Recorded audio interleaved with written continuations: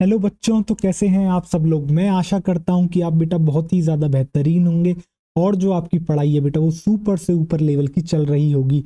तो बेटा हम जो है cell the unit of life chapter को कम्प्लीटली बेटा जो है हम आपका कंप्लीट कर चुके हैं, हम पूरा उसे पढ़ चुके हैं और जितने बेहतरीन तरीके से हमने बेटा उसका एक एक कंसेप्ट आपको पढ़ाए उतने ही बेहतरीन तरीके से और कहें तो उससे भी ज़्यादा बेटा अच्छे लेवल पर जाके हम जो है आपको cell cycle and cell division chapter पढ़ाने वाले हैं। तो बेटा आज जो है cell cycle and cell division का जो है बेटा लेक्चर 1 है और आज हम आपको पढ़ाएंगे क्या। आज हम आपको पढ़ाएंगे बेटा इसका इंट्रोडक्शन देंगे और आपको कुछ इसके इंपॉर्टेंट कंसेप्ट्स देंगे। तो अब बेटा ध्यान से सुनना इस क्लास को शुरू करने से पहले, ठीक है। ये बेटा ये जो लेक्चर है इस पूरे चैप्टर की जान होने वाला है। आज मैं जो है आपको जो आपके बेसिक डाउट्स होते हैं वो सारे मैं आपको जो है क्लियर कर रहा हूँ। जैसे कि सर क्या डाउट्स होते हैं, जैसे कि बेटा हर बच्चे के मोस्टली जो बच्चे होते हैं उनके डाउट होते हैं सर डीएनए क्या होता है, ठीक।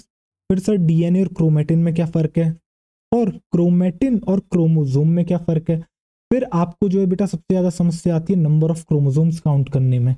यानी कि जब हम बेटा आपसे प्लॉइडी पूछते हैं या फिर नंबर ऑफ क्रोमोसोम्स पूछते हैं, जैसे कि आपको पता होगा जिन लोगों ने ये चैप्टर पढ़ रखा है, जब बेटा हम G1 से G2 की तरफ जाते हैं तो हम देखते हैं आपका जो है बेटा डीएनए डबल हो जाता है बट नंबर ऑफ क्रोमोसोम्स जो है बेटा सेम रहते हैं। तो बहुत से लोगों को ये समझ में ही नहीं आता है।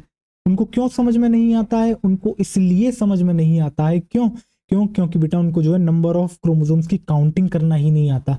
और जिसको बेटा काउंटिंग करना नहीं आएगा वो कैसे समझेगा। जब मैं आपको इवन डायग्राम बना के समझाऊंगा कि बेटा ये जो हुआ हम इसे बेटा प्रूफ भी करेंगे। यानी कि जब मैं आपको बताऊंगा कि G1 से G2 की तरफ जाते हुए आपके जो है डीएनए डबल हो जाता है और जो है क्रोमोसोम्स का आपका नंबर सेम रहता है, ये मैं आपको पहले बताऊंगा और फिर बाद में मैं इसे प्रूव करूंगा। तो बेटा उसे वही लोग समझ पाएंगे जिन लोगों को अच्छे से काउंटिंग आती होगी नंबर ऑफ क्रोमोसोम्स की। और इसके अलावा बेटा हम और काफ़ी सारे जो बेसिक कंसेप्ट हैं उन सबको पढ़ेंगे और इस चैप्टर को बहुत ही ज़्यादा मजबूत करेंगे, ठीक। तो चलो इसी के साथ हम शुरू करते हैं। तो जैसा कि मैंने आपको बता दिया बेटा, हम जो है सबसे पहले आपको जो है इसमें क्या पढ़ाएंगे, थोड़ा बहुत इंट्रोडक्शन। हम ये भी बताएंगे आपको कि बेटा सेल क्यों जरूरी है, सेल का जो डिवीजन है, ठीक, वो प्रोकैरियोट्स में क्यों होता है, यूकैरियोट्स में। यानी कि हम बताएंगे कि डिवीजन की जरूरत ही क्यों है। और इसके अलावा हम आपको बेटा ये भी बताएंगे कि ये फेजेस में क्यों डिवाइड करा है, ठीक। और इसके अलावा बेटा हम आपको पढ़ाएंगे क्या, हम आपको पढ़ाएंगे बेसिक कंसेप्ट्स। तो बेटा इस चैप्टर के जो नोट्स हैं वो आपको हमारे टेलीग्राम चैनल पर मिल जाएंगे, उनकी मैं पीडीएफ भी डाल दूंगा, ठीक। जिसको अगर बेटा पीडीएफ चाहिए होगी वो जाएगा और वहां से डाउनलोड कर लेगा, ठीक। तो चलो अब हम शुरू करते हैं, आइए। अब हम बेटा जो है आप कंसेप्ट 1 डालोगे, हम जो है सबसे पहला कंसेप्ट आपको पढ़ाने जा रहे हैं, ठीक है। और वो हमारा क्या है बेटा, मैं आपको बताऊंगा डीएनए, क्रोमेटिन और क्रोमोसोम, ठीक। इन सब में क्या होता है, क्या अंतर है। आ जाओ चलो, तो आप डाल लोगे क्या बेटा, आप डाल लोगे कंसेप्ट 1। आ जाओ।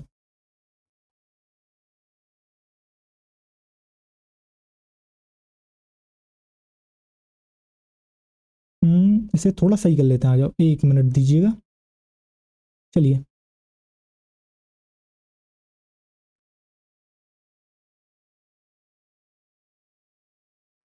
अब सबसे पहले जो है बेटा हम जो है एक सेल बनाएंगे, और सेल कौन सी बनाएंगे, हम यूकैरियोटिक सेल बनाएंगे, ठीक। चलो आओ बना लेते हैं। ये देखो,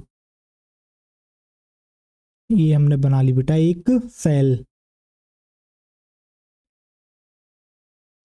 अब बेटा जो सेल की जो आउटर मेम्ब्रेन होती है वो सब जानते हैं कि उसे हम क्या कहते हैं बेटा, उसे हम कहते हैं आपके क्या कहते हैं, उसे हम कहते हैं आपके प्लाज्मा मेम्ब्रेन। क्या कहते हैं, उसे हम कहते हैं आपके प्लाज्मा मेम्ब्रेन। तो बेटा मैं पीएम लिख रहा हूँ, आप जो है पूरी की पूरी फुल फॉर्म लिख लोगे, प्लाज्मा मेम्ब्रेन। अब जब हम बेटा एक सेल के अंदर जाते हैं तो आपको क्या देखने को मिलता है, आपको देखने को मिलता है उसका जो अंदर का बेटा वाटरी एनवायरमेंट होता है, ठीक। जो एक्वस एनवायरमेंट है उसे हम क्या कहते हैं, उसे हम कहते हैं आपके साइटोप्लाज्म। तो देखो कुछ इस तरीके से जो बेटा एक सेल फिल्ड है वाटर से, बेसिकली इसका कुछ एनवायरमेंट होगा। तो बेटा इसे हम कहते हैं आपके क्या, इसे हम कहते हैं आपके साइटोप्लाज्म। क्या कहते हैं हम इसे, इसे हम कहते हैं आपके साइटोप्लाज्म। और इसके अलावा बेटा जो सेल होता है, सेल के अंदर जो है आपको कुछ सेल ऑर्गेनलीज देखने को मिलती है, और उन्हीं में से एक सेल ऑर्गेनली होती है बेटा आपके क्या, आपकी होती है बेटा न्यूक्लियस। तो आओ चलो न्यूक्लियस बना लेते हैं। और सबको बेटा ये भी पता होगा जो न्यूक्लियस होती है वो हमारी double membrane bound cell organelle है, यानी कि उसकी जो है बेटा दो मेम्ब्रेन होती हैं, ठीक। तो चलो बना लेते हैं।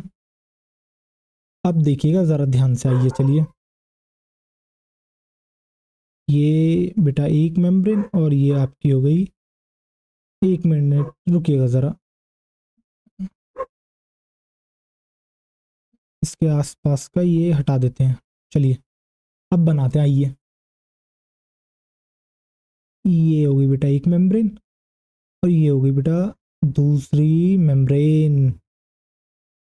चलिए अब देखिएगा, अब जैसा कि आपको पता है बेटा, जिसको न्यूक्लियस आता है, ठीक, जिसने पढ़ा है उसका स्ट्रक्चर, या फिर आप जो हमारे बेटा cell the unit of life chapter देख के आ रहे होंगे, तो बेटा मैंने आपको वहां क्या बताया था, जो आपकी न्यूक्लियर मेम्ब्रेन होती है वो इंटरप्टेड होती है कुछ छोटे पोर्स से। और वो पोर्स कैसे फॉर्म होते हैं, वो पोर्स आपके फॉर्म होते हैं बेटा फ्यूजन से, किसके, inner nuclear membrane and outer nuclear membrane से। और जो पोर्स फॉर्म होते हैं बेटा उसे क्या कहते हैं, उसे हम कहते हैं न्यूक्लियर पोर। तो आओ चलो न्यूक्लियर पोर बना लेते हैं। अब देखिएगा आप ध्यान से, देखिए इस तरीके से बेटा, देखिए ये इंटरप्ट हो गई और ये बेटा यहाँ से भी इंटरप्ट हो गई। और क्या होता है बेटा, जो इसकी इनर मेम्ब्रेन है और जो आउटर मेम्ब्रेन है वो बेटा फ्यूज कर जाती है कुछ इस तरीके से, देखो फ्यूज कर गई, देखो ये यहाँ से भी फ्यूज कर गई और बेटा ये यहाँ से भी फ्यूज कर गई, देखो ये यहाँ से ही फ्यूज कर गई। आ जाओ चलो, तो बेटा हमने ऐसे क्या कहा, अब मैं इसे कंबाइंडली लिख रहा हूँ बेटा न्यूक्लियर मेम्ब्रेन, ठीक है। फिर हम लिख देंगे बेटा क्या, आपके न्यूक्लियर मेम्ब्रेन,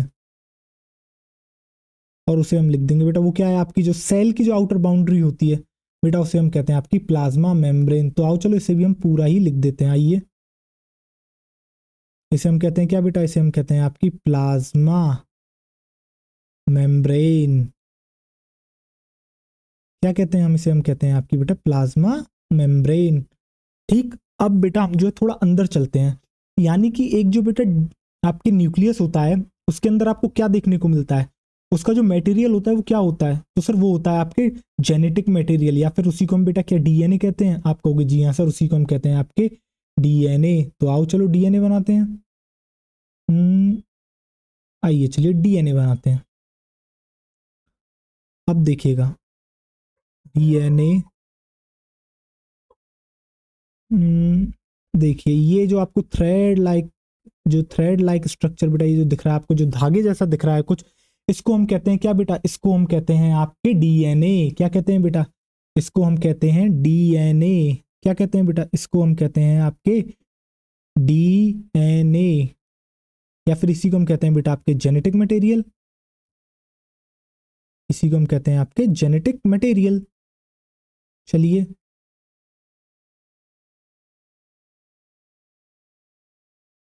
और ये इसे सही कर लेते हैं, सी ज्यादा दूर हो गया, ठीक है। आइए चलिए, अब बेटा जैसे एक सेल के अंदर का जो बेटा स्पेस होता है उसे हम साइटोप्लाज्म कहते हैं, उसी तरीके से जब न्यूक्लियस के अंदर भी बेटा एक फ्लूइड एनवायरनमेंट प्रेजेंट होता है तो हम उसे कहते हैं आपके व्हाट, उसे हम कहते हैं बेटा आपके न्यूक्लियर मैट्रिक्स या फिर न्यूक्लियोप्लाज्म। न्यूक्लियर मैट्रिक्स या फिर न्यूक्लियोप्लाज्म। तो आइए चलिए इसे क्या कहते हैं, इसे हम कहते हैं बेटा आपके न्यूक्लियोप्लाज्म। क्या कहते हैं, इसे हम कहते हैं आपके न्यूक्लियोप्लाज्म। तो बेटा इसे हम कहते हैं कि आपके न्यूक्लियोप्लाज्म। तो बेटा ये जो आपको मैंने बनाई है एक टिपिकल सेल, तो ये कौन सी सेल है, ये है बेटा आपकी यूकैरियोटिक सेल, ठीक। अब बेटा हम बात करेंगे आपसे किसके बारे में, अब हम बात करेंगे आपसे डीएनए, यानी कि जो जेनेटिक मटेरियल बनाया है, डीएनए से कैसे अलग है आपके क्रोमेटिन, और क्रोमेटिन से कैसे अलग है आपकी जो है बेटा क्रोमोसोम्स, ठीक। आइए चलिए जानते हैं। पहले हम यहाँ डाल देते हैं क्या, पहले हम यहाँ डाल देते हैं यूकैरियोटिक सेल। तो बेटा ये किसका स्ट्रक्चर है, ये है आपके यूकैरियोटिक सेल का। ये कैसा है बेटा, ये है आपके यूकैरियोटिक सेल, ये है बेटा आपकी यूकैरियोटिक सेल। चलो आओ, अब जरा ध्यान से देखिएगा बेटा, ठीक। अब इस डायग्राम को जरा गौर से देखिएगा आप बेटा, ये बेसिकली होता क्या है, जो आप क्रोमेटिन देखते हो, क्रोमोसोम देखते हो, एक्चुअली वो बेटा डीएनए ही है।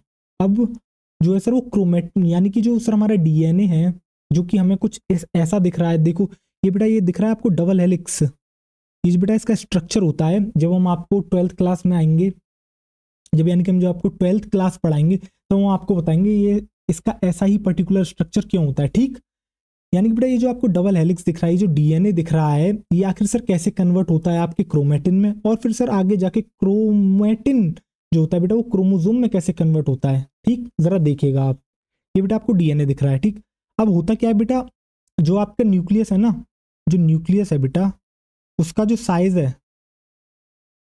जो न्यूक्लियस का बेटा आपके साइज है वो है आपके 10⁻⁻6 मीटर, या फिर इसी को हम कहते हैं बेटा माइक्रोमीटर, यानी कि 1 माइक्रोमीटर है। और जो आपके डीएनए की लेंथ है, जो आपके बेटा डीएनए की लेंथ है वो कितनी है, वो है आपकी 2.2 मीटर। यानी कि बेटा आपको 2.2 मीटर का एक लंबा धावा, सॉरी, आपको 2.2 मीटर का लंग, यार ये फिर से फंबल हो गया, कोई बात नहीं, चलो।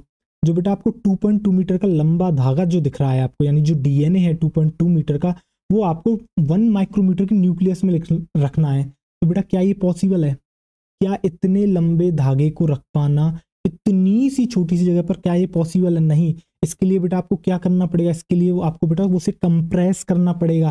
क्या उसको आपको जो है छोटे साइज में लेके आना होगा, यानी बेसिकली आपको क्या करना होगा, जो लंबा धागा आपको दिख रहा है उसे बेटा आपको बांधना होगा, कहीं आपको बांधना होगा, यानी कि उसकी थोड़ी बहुत आपको जो है बेटा पैकेजिंग करनी पड़ेगी। और बेटा थोड़ी बहुत पैकेजिंग से काम नहीं चलेगा, आपको जो है काफी ज्यादा पैकेजिंग करनी पड़ेगी। तो इसी तरीके से बेटा जो पैकेजिंग हम करते जाते हैं, यानी डीएनए की हमने थोड़ी सी पैकेजिंग करी तो हम उसे कहते हैं बेटा आपके क्रोमेटिन। और अगर उसी क्रोमेटिन और उसी डीएनए की और सबसे ज्यादा जो हमने बेटा पैकेजिंग कर दी, यानी सबसे छोटे से छोटे साइज में लेके चले गए, उसे हम कहते हैं बेटा आपके क्रोमोसोम। जैसा कि आपको बेटा दिख रहा होगा, यहाँ आपको कुछ 4 बॉल्स दिख रही होंगी, बेसिकली बेटा 4 नहीं, ये 8 होती हैं। ये बेसिकली बॉल नहीं बेटा, ये प्रोटीन है, और इस प्रोटीन का नाम है हिस्टोन प्रोटीन। अब आपको जो है बेटा देखो ये दिख रहा होगा, ये देखो 1, ये बेटा 2, ये 3 और ये 4, ये आपको बेसिकली 4 हिस्टोन प्रोटीन आगे दिख रहे हैं।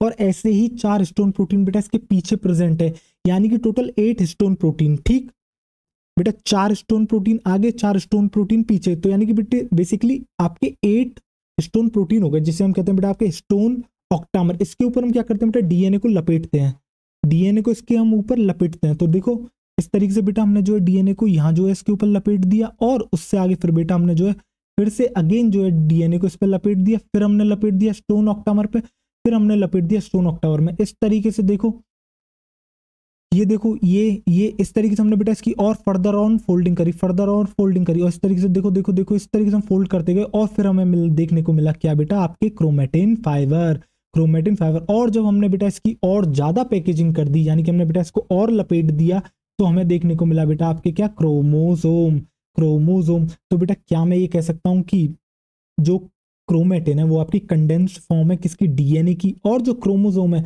वो आपकी कंडेंस्ड फॉर्म है किसकी, आपके क्रोमेटिन की। यानी कि बेटा डीएनए को अगर मैं कंप्रेस कर देता हूं तो मुझे देखने को मिलता है आपकी क्रोमेटिन फाइबर, और जब मैं क्रोमेटिन फाइबर को और ज्यादा बेटा कंप्रेस कर देता हूं और उसे छोटे साइज में लेके आ जाता हूं, उसे मैं और ज्यादा हाईली पैक कर देता हूं, तो मुझे क्या देखने को मिलता है, मुझे देखने को मिलता है बेटा क्रोमोसोम। मुझे क्या देखने को मिलता है, मुझे देखने को मिलता है आपके क्रोमोसोम। और बेटा ये जो हम स्टोन के ऊपर, स्टोन ऑक्टामर के ऊपर बेसिकली जो आपके रैपिंग कर रहे हैं, जो हम बेटा डीएनए को लपेट रहे हैं, ये लपेटने के बाद जो स्ट्रक्चर बनता है उसको हम पर्टिकुलरली एक स्ट्रक्चर को नाम देते हैं आपके न्यूक्लियोसोम। क्या नाम देते हैं बेटा, न्यूक्लियोसोम। अभी आपको कोई भी टेंशन लेने की जरूरत नहीं है बेटा, न्यूक्लियोसोम क्या है। जब हम आपको बेटा क्लास 12th में molecular basis of inheritance chapter पढ़ाएंगे, उसमें हम आपको इन डिटेल पढ़ाएंगे कि बेटा न्यूक्लियोसोम कैसे बनता है, यानी कि चीजें किस तरीके से आपके जो है बेटा क्रोमोसोम तक पहुंचती हैं, उसके बारे में हम जो है आपसे डीपली डिस्कस करेंगे। ठीक, चलिए आइए अब हम जो है बेटा बेसिकली जो है डिफरेंस लिख लेंगे, यानी डीएनए, क्रोमेटिन और क्रोमोसोम के बारे में। चलिए आइए लिखते हैं। अब देखिएगा जरा, सबसे पहले हम बात करेंगे बेटा किसके बारे में, हम बात करेंगे आपसे डीएनए के बारे में। आप सबसे पहले हेडिंग डाल लोगे क्या बेटा, आप सबसे पहले हेडिंग डाल लोगे डीएनए, डीएनए। ठीक, चलिए आइए डीएनए के बारे में बात करते हैं। सबसे पहले बेटा हम जो है इसका स्ट्रक्चर बनाते हैं, जरा देखिएगा, आइए चलिए। तो बेटा क्या स्ट्रक्चर कुछ आपको इसी तरीके से दिखाता, देखिए जरा। और बेटा ये एक स्ट्रैंड हो गया, ये दूसरा स्ट्रैंड हो गया, और इसके बीच में बेटा न्यूक्लियर बेसिस प्रेजेंट है आपके। ठीक, चलिए बना लेते हैं। आइए, कुछ इस तरीके से जो है बेटा आपको डीएनए देखने को मिलता है। चलिए ये जो है बेटा हमने बना लिया आपके क्या डीएनए का एक स्ट्रक्चर, जो कि आपको अब मैं आपसे कुछ कैरेक्टरिस्टिक्स पूछना चाहूंगा, इसके आपको ही बताने हैं, ठीक है। हमने जो बेटा प्रीवियस चैप्टर में भी इसके कैरेक्टरिस्टिक्स बताए थे। तो बेटा सबसे पहले आपको क्या सा दिख रहा है, क्या आपको बेटा लीनियर दिख रहा है? अगर मैं इसकी शेप पूछूं तो आप क्या कहोगे, सर ये खड़ा हुआ है, ये बेसिकली लीनियर है। तो क्या बेटा मैं यहाँ लीनियर लिख दूं? आप कहोगे जी हाँ सर, आप यहाँ लीनियर लिख दीजिए। ठीक बेटा, इसके अलावा मैं आपसे पूछता हूँ बेटा इसके अंदर कितने स्ट्रैंड है? तो आप कहोगे सर एक स्ट्रैंड सर ये रहा और एक स्ट्रैंड सर ये रहा, यानी कि बेसिकली ये जो है सर आपका डबल स्ट्रैंडेड है। तो मैं बेटा लिख दूं यहाँ आपके डबल स्ट्रैंडेड, आप कहोगे जी हाँ सर ये जो है हमारा डबल स्ट्रैंडेड है। ये कैसा है बेटा? ये है आपका डबल स्ट्रैंडेड। ये कैसा है बेटा? ये है आपका डबल स्ट्रैंडेड। और इसके अलावा बेटा क्या मैं ये लिख सकता हूँ, ये जो है एक धागे की तरह दिख रहा है, यानी 2.2 मीटर का एक लंबा धागा है। ठीक, तो आप यहाँ लिख दोगे बेटा ये बेसिकली कैसा है, थ्रेड लाइक। ये कैसा है बेटा? ये है आपके थ्रेड लाइक, यानी कि बेटा ये जो है एक आपके धागे की तरह है। ये कैसा है? ये जो है एक थ्रेड लाइक है। इसके अलावा अब आपके मन में आएगा कि बेसिकली सर ये डीएनए का काम क्या होता है? तो बेटा डीएनए जो होता है वो आपके स्टोर करता है इन्फॉर्मेशन को। सर कैसी इन्फॉर्मेशन को स्टोर करता है?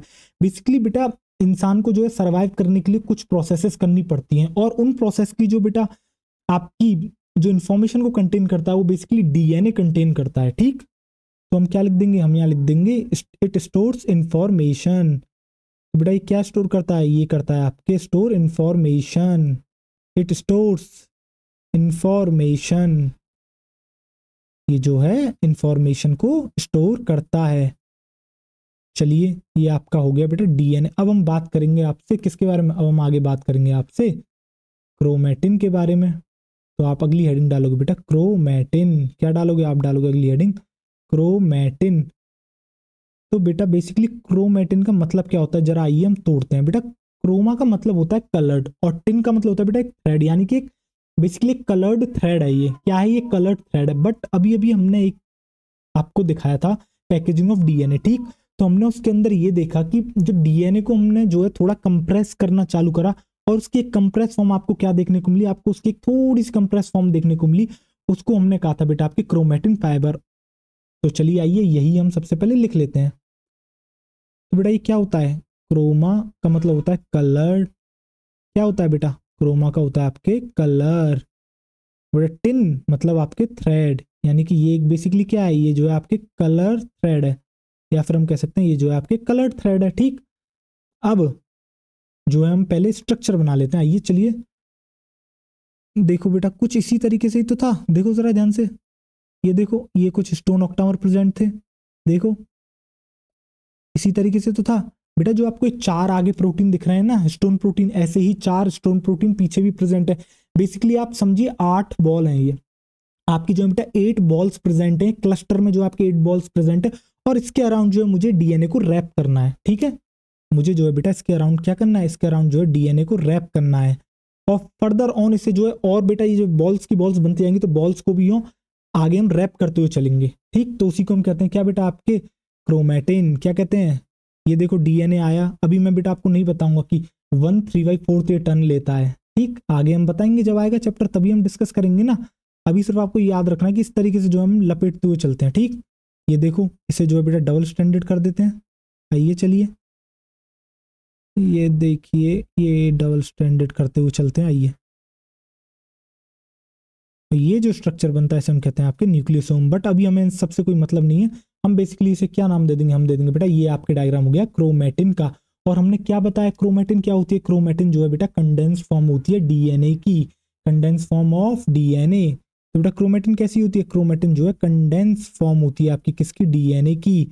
तो हम लिख सकते हैं यहाँ condensed form of DNA, condensed form of DNA. अब बेटा जो आपको क्रोमेटिन देखने को मिलता है जनरली, जब आप बेटा किसी सेल को देखोगे तो आपको जो है क्रोमेटिन ही देखने को मिलेगा। यानी कि बेटा जनरली जो है आपकी सेल जब डिवाइड नहीं कर रही होती है, यानी कि सेल जब बेटा डिवाइड करके जो इसे आगे जाके 2 सेल बनानी है, बट जब सेल डिवाइड नहीं कर रही है, यानी कि सेल जब आराम कर रही है, सेल डिवाइड नहीं कर रही, सेल आराम कर रही है, जब आप उस सेल को देखोगे तब आपको जो है बेटा क्रोमेटिन देखने को मिलेगा। तो क्या मैं यहाँ लिख सकता हूँ? It is seen when cell is not dividing. और बेटा उसी को कहते हैं हम आपके क्या? इंटरफेस, जो कि हम आपको आगे बताएंगे। अभी तो आपको सिर्फ इतना ही लिखना है, it is seen when cell is not dividing it is seen, when cell is not dividing, जब बेटा आपकी सेल डिवाइड नहीं कर रही होती तभी जो है आपको ये देखने को मिलता है। When cell is not dividing. और बेटा जो मोस्टली जो आप यूकैरियोटिक सेल दिखते हो ना, वहां जो है आपको जो डीएनए देखने को मिलता है वो आपको क्रोमेटिन की फॉर्म में ही देखने को मिलता है। तो चलिए आइए इसको भी हम जो है लिख लेते हैं। इन most of the time, in most of the time DNA is present in most of the time in eukaryotic, in most of the time in eukaryotic cell, in most of the time in eukaryotic cell DNA is present in form of chromatin fiber. DNA is present in form of chromatin fiber, in form of chromatin fibre. यानी कि बेटा जब आप किसी eukaryotic cell को देखते हो तो आपको जो है डीएनए जो है मोस्ट ऑफ द टाइम जो है आपको क्रोमेटिन की फॉर्म में ही देखने को मिलेगा। अब हम बात करते हैं बेटा आपसे किसके बारे में, अब हम बात कर सकते हैं आपसे क्रोमोसोम के बारे में। यानी कि बेटा अगर मैं जो है अब क्रोमेटिन को भी जो है थोड़ा और कंडेंस करना चालू करूं और कंप्रेस करना चालू करूं और उसे जो है बेटा और जो है हम उसकी फर्दर पैकेजिंग करना चालू करते हैं, तब हमको जो बेटा एक स्ट्रक्चर देखने को मिलता है जिसे हम कहते हैं आपके व्हाट, क्रोमोसोम। क्या कहते हैं बेटा उस स्ट्रक्चर को हम कहते हैं आपके क्रोमोसोम। तो चलो आओ अब हम जो है क्रोमोसोम के बारे में भी लिख लेते हैं, चर्चा कर लेते हैं आपसे। आइए चलिए, तो बेटा आपकी अगली हेडिंग होगी क्या, क्रोमोसोम। जिस तरीके से बेटा क्रोमेटिन को जो कलर्ड थ्रेड कहते हैं उसी तरीके से बेटा देखो जरा ध्यान से, क्रोमा इसका मतलब बेटा क्या हो गया आपके कलर, ठीक। और सोम का मतलब होता है बॉडी, यानी कि बेटा आपकी कलर्ड बॉडी, यानी कि बेटा जो कलर्ड बॉडी होती है उसी को हम कहते हैं क्या आपके बेटा क्रोमोसोम। अब देखिए आइए कैसा दिखता है इसका स्ट्रक्चर, देखिएगा जरा, ये देखो बेटा कुछ इसी तरीके से दिखा था आपको स्ट्रक्चर। आइए ये देखिए इसकी प्राइमरी यहाँ जो बेटा कॉन्स्ट्रिक्ट कर जाता है, यानी कि क्रोमोसोम ऊपर से फूला हुआ था फूला हुआ था फूला हुआ था और एकदम से पिचक गया और फिर फूलने लग गया, यानी कि ये फूल, ये जो है बेटा इसका पिचका हुआ पार्ट है जहां से पिचक जाता है, इसको हम क्या कहते हैं, इसको हम कहते हैं बेटा आपके सेंट्रोमियर। और इसके अंदर बेसिकली क्या प्रेजेंट होता है, इसके अंदर प्रेजेंट है ये देखो, ये आपके बेटा देखो ये डीएनए, ये दिख रहा है ये दिख रहा है ये दिख रहा है डीएनए, इस तरीके से आपके प्रेजेंट है। ये देखो इस तरीके से आपके जो है डीएनए इसके अंदर प्रेजेंट है। चलिए ये हो गया बेटा आपके क्या, क्रोमोसोम। बेटा अगर मैं आपसे काउंटिंग में पूछूं ये कितने क्रोमोसोम है, तब आप कहोगे सर ये भी 1 क्रोमोसोम है।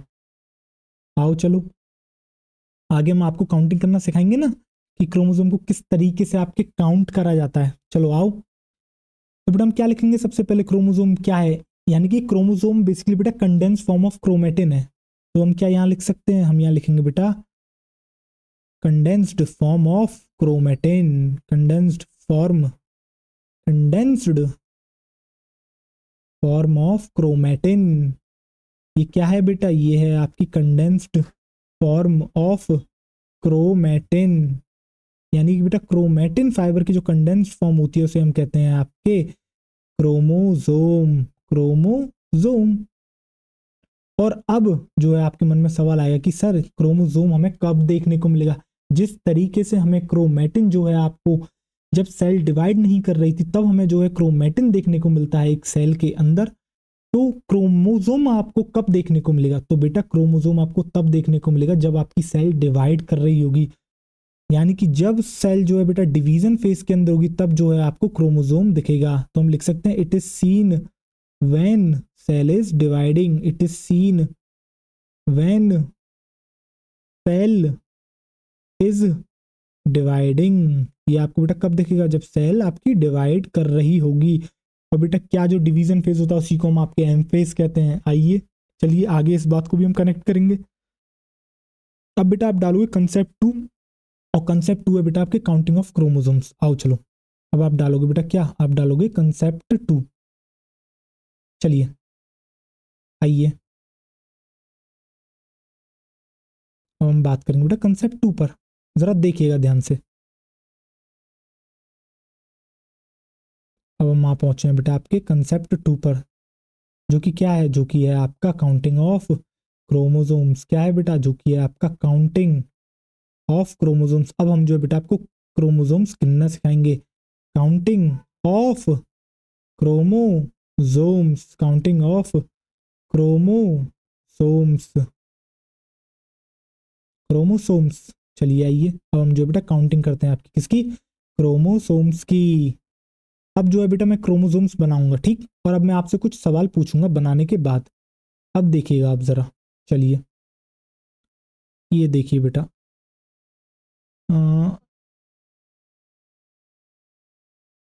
ये बेटा बना हमने एक क्रोमोसोम, ठीक। और बेटा ये देखो, ये बेटा रंगोली नहीं है, ये क्रोमोसोम है। बहुत से लोग सोचेंगे रंगोली है ये, बेटा रंगोली नहीं है, क्रोमोसोम है। आओ अब देखो बेटा ये, ठीक। अब देखना जरा ध्यान से, आओ चलो। अब बेटा इसके अंदर क्या होगा, इसके अंदर डीएनए प्रेजेंट होगा। चलो आओ डीएनए बनाते हैं। बेसिकली डीएनए ही तो है बेटा, ये डीएनए की जो है सबसे हाईली कंडेंस्ड फॉर्म है, ठीक। देखो ये हमने इस तरीके से डीएनए बना लिया, और देखो यहाँ,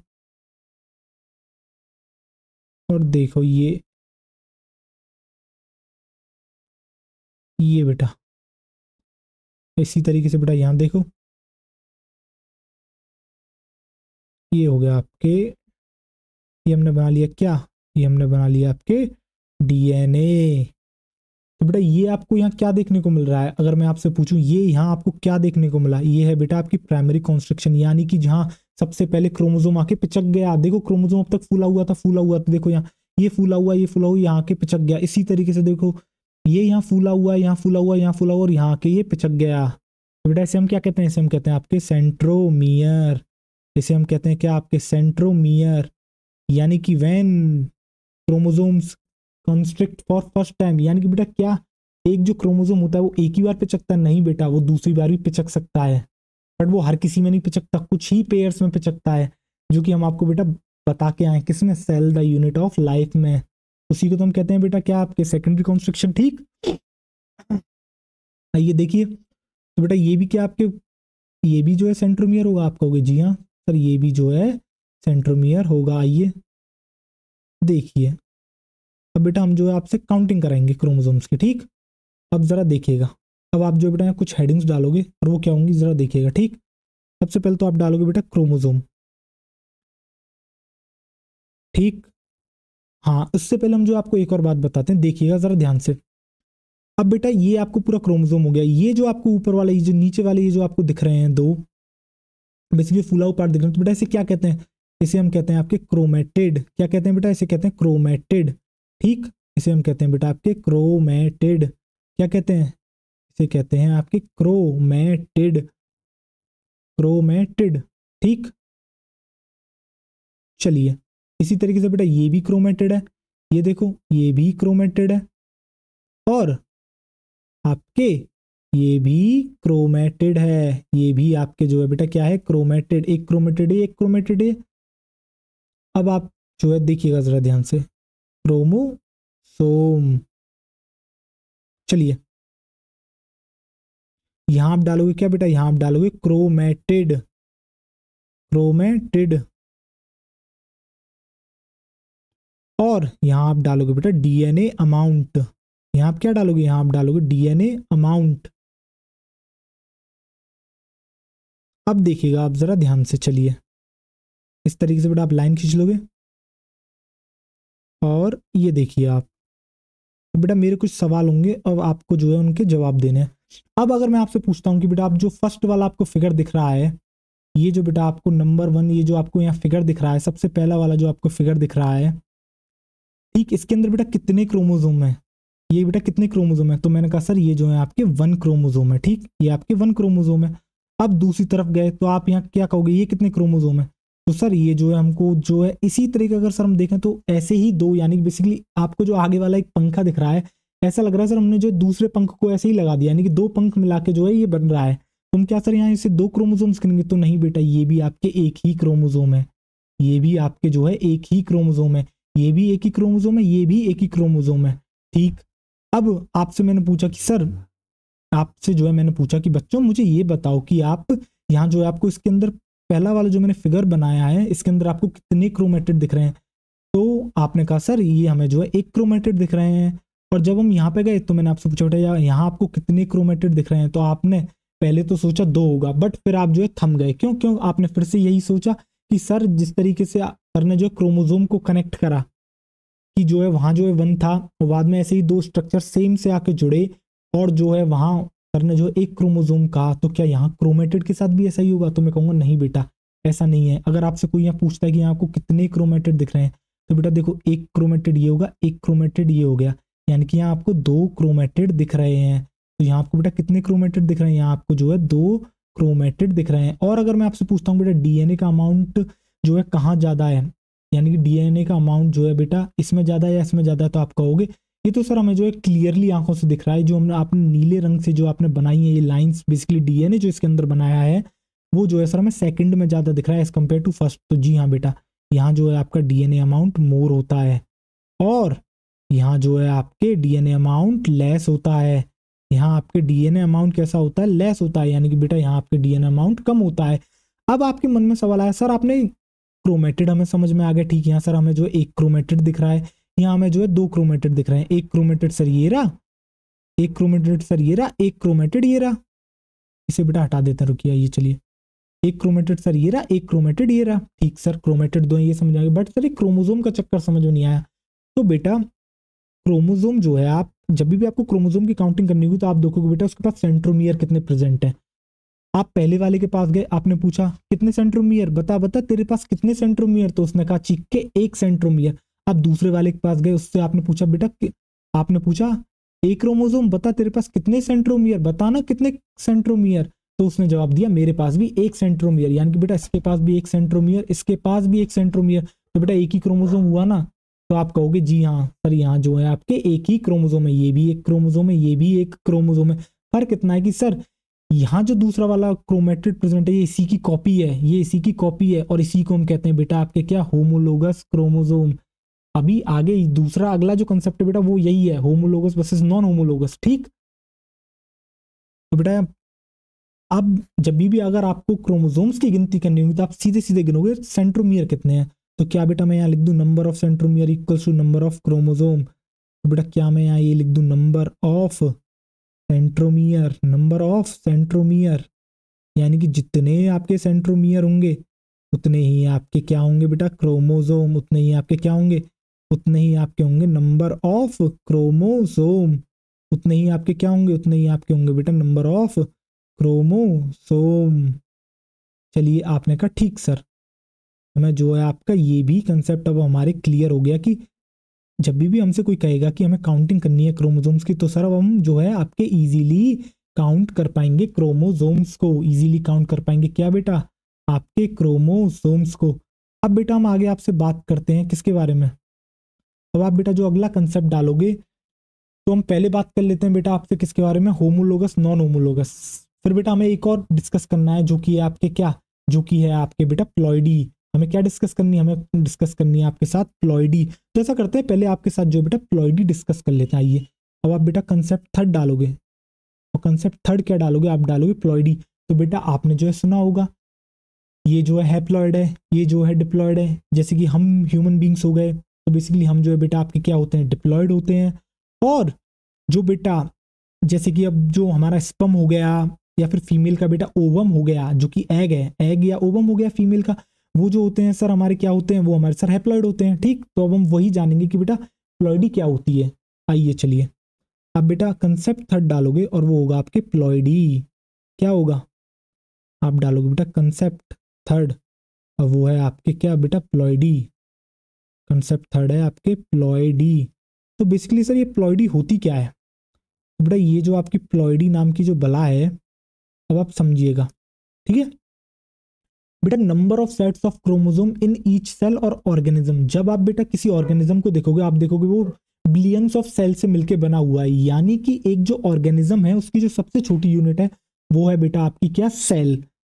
यानी कि अब हम उस सेल को लेंगे और उस सेल के अंदर गिनेंगे कि कितने सेट हैं क्रोमोजोम के, ठीक, यानी कि उसके अंदर कितने सेट प्रेजेंट है, नंबर ऑफ क्रोमोसोम्स, और वही डिसाइड करेगा उसकी प्लॉइडी। यानी कि बेटा प्लॉइडी की आपकी डेफिनेशन क्या होगी, आपकी प्लॉइडी की डेफिनेशन होगी number of sets of chromosome in a cell और एन ऑर्गेनिज्म। तो क्या डालोगे, आप डालोगे बेटा नंबर ऑफ सेट्स। आप जो बेटा इसकी डिफाइन करते हो क्या लिखोगे, आप लिखोगे number of sets, number of sets of chromosome, number of sets of chromosome, number of sets of chromosome in a cell और ऑर्गेनिज्म, इन अ सेल और ऑर्गेनिज्म। यानी कि बेटा कितने जो है आपको सेट्स ऑफ क्रोमोसोम देखने को मिलते हैं किसी सेल में या ऑर्गेनिज्म में, उसी को हम कहते हैं क्या बेटा आपके, उसी को हम कहते हैं आपके प्लॉइडी। और अगर हम बेटा प्लॉइडी की बात करते हैं तो हम आपको जो टाइप्स ऑफ प्लॉइडी बताएंगे, बट अभी हम जो है सिर्फ और सिर्फ आपको बेटा हैप्लॉइड बनाए बताएंगे और हम आपको बताएंगे बेटा डिप्लॉइड। यानी कि अभी हम प्लॉइडी में सिर्फ और सिर्फ हैप्लॉइड और डिप्लॉइड की बात करेंगे। क्या सर हैप्लॉइड और डिप्लॉइड के अलावा कोई और प्लॉइडी नहीं होती, बेटा टेट्राप्लॉइड भी होता है, बट अभी हम इस बारे में डिस्कस नहीं करेंगे। अभी हमें सिर्फ और सिर्फ आपके काम है किससे, हैप्लॉइड एंड डिप्लॉइड से। तो आप डाल लोगे बेटा क्या, टाइप्स ऑफ प्लॉइडी। आप क्या हेडिंग डाल दोगे, आप हेडिंग डालोगे बेटा टाइप्स ऑफ प्लॉइडी। चलिए अब हम बात करते हैं टाइप्स ऑफ प्लॉइडी के बारे में। Types of ploidy, types of ploidy.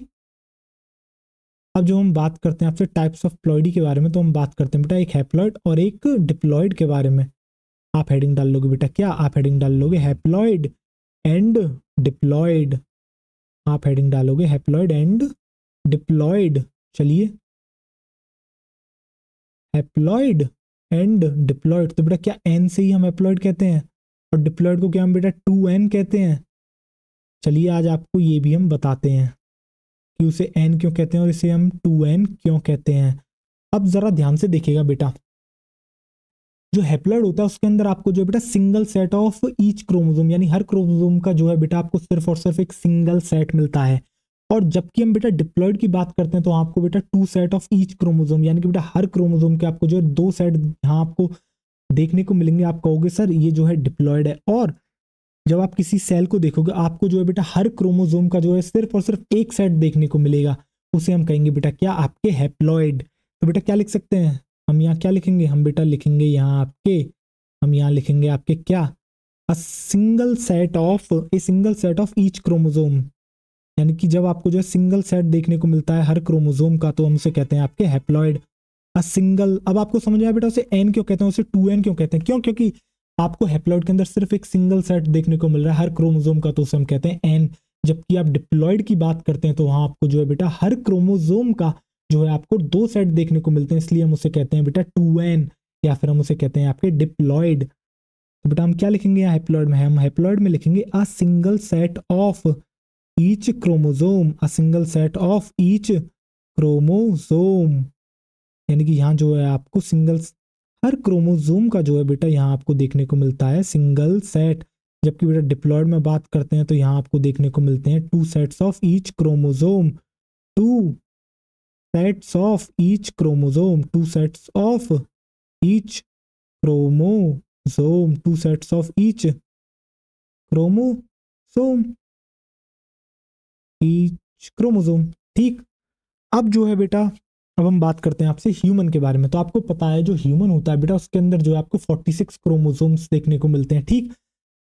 और जो बेटा 46 ये क्रोमोसोम होते हैं, हम बेटा डिप्लॉयड हैं, यानी कि हमारे जो है सेट्स की फॉर्म में मिलेंगे, तो बेसिकली हमें जो बेटा 23 पेयर्स देखने को मिलते हैं आपके क्रोमोसोम के, ठीक। आइए चलिए अब हम बात करते हैं आपसे किसके बारे में, हम बात करते हैं बेटा ह्यूमंस। सबसे पहले हम जो बेटा डायग्राम बनाते हैं। आइए चलिए यहाँ यहाँ आप जो बेटा एक सेल बनाओगे और देखिएगा जरा, और यहाँ भी जो है आप एक सेल बनाओगे। चलिए अब आप यहाँ देखेंगे बेटा हम बनाएंगे आपके क्या, क्रोमोसोम्स। देखना, ये देखना बेटा, ये हो गया बेटा, ये हमने एक क्रोमोसोम बना दिया, ठीक। इसके अलावा हमने बेटा ये जो है देखना जरा ध्यान से, एक क्रोमोसोम यहाँ बना दिया। अगर मैं आपसे यहाँ पूछता हूँ बेटा आपको कितने क्रोमोसोम्स देखने को मिल रहे हैं, तो आप कहोगे सर हमें जो है यहाँ आपके 2 क्रोमोसोम्स देखने को मिल रहे हैं, ठीक। और जबकि अब मैं बेटा यहाँ बनाता हूँ, आप देखिएगा जरा, ये देखिए, ये देखिए, ये देखिए, ये देखिए, और ये देखिए, देखिए ये हो गया। और इसके अलावा ये देखिए आप, ये बेटा हमने एक सेल बनाई और उसके अंदर देखिए हम क्रोमोसोम्स बना रहे हैं। अब जरा आप ध्यान से देखिए बेटा, जब आप हैप्लॉइड के अंदर देखते हैं तो आपको जो है एक तो पिंक कलर का क्रोमोसोम देखने को मिलता है, एक आपको रेड कलर का देखने को मिलता है। यानी कि अगर मैं पूछता हूँ आपको जो पिंक कलर के क्रोमोसोम है आपको उसको कितने सेट देखने को मिले, आप कहोगे सर हमें एक सेट देखने को मिला। और जब मैं आपसे पूछता हूँ कि आपको जो है रेड क्रोमोसोम के कितने सेट देखने को मिले, तो आप कहोगे एक सेट देखने को मिले। यानी कि सर हमें जो पिंक का एक सेट देखने को मिला, रेड का एक सेट देखने को मिला, तो हम इसे कहेंगे ना आपके हैप्लॉइड। क्यों? क्योंकि a single set of each chromosome, यानी हर क्रोमोसोम का जो है आपके बेटा सिंगल सेट प्रेजेंट है।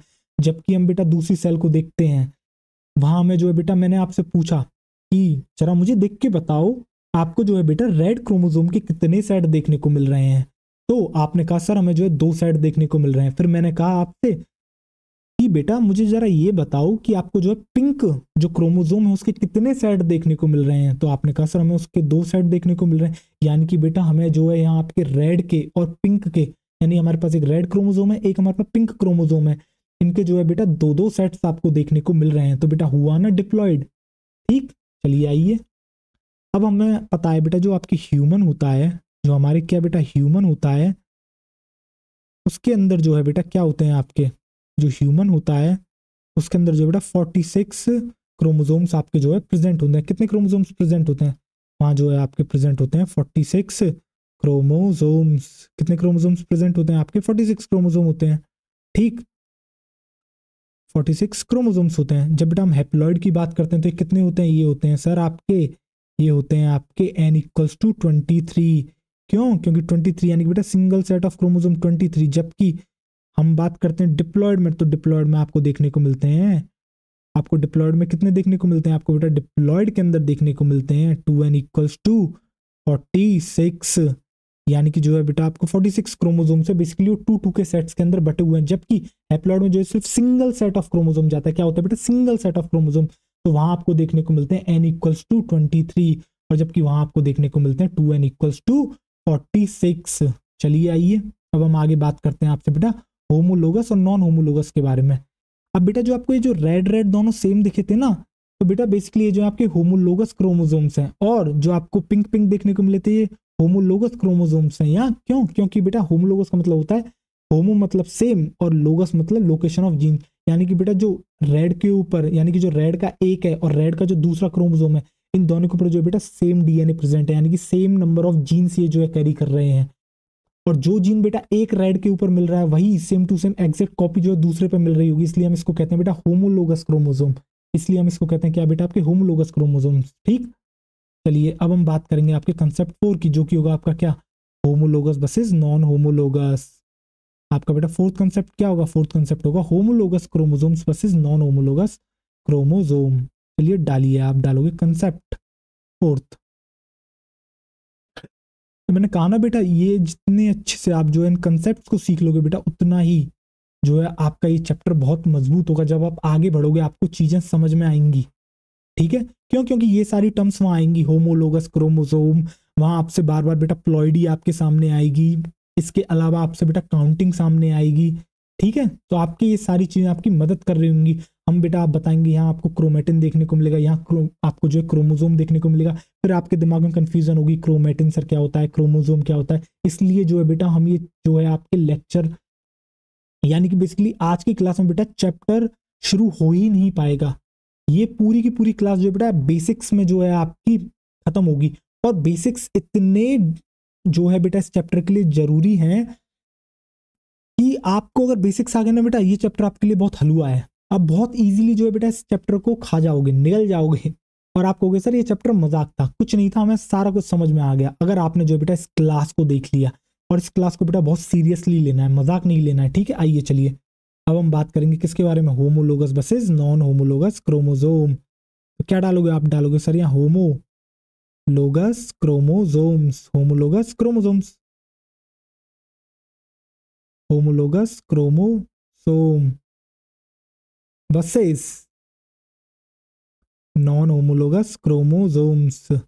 जैसे कि बेटा रेड और पिंक, रेड और पिंक का कोई आपस में वास्ता नहीं है। रेड के ऊपर अलग जीन्स प्रेजेंट है, पिंक के ऊपर अलग जीन्स प्रेजेंट है तो वो कभी होमोलोगस नहीं होते, वो जो है आपके कैसे हैं, वो आपके नॉन होमोलोगस क्रोमोसोम्स हैं। रेड का पिंक से कोई नाता नहीं है, रेड का पिंक से कोई नाता नहीं है, ठीक। तो बेटा आप क्या डालोगे, आप डालोगे non homologous chromosomes, non homologous chromosomes, यहाँ पैडिंग डाल दोगे non homologous chromosomes, non homologous chromosome. चलिए अब बेटा मैंने आपको जैसा बताया, क्या बताया मैंने आपको, बताया था होमोलोगस को थोड़ा तोड़ते हैं, आइए चलिए। होमो, होमो का मतलब होता है आपके सेम, होमो का मतलब होता है बेटा आपके क्या, होमो का मतलब होता है सर आपके सेम,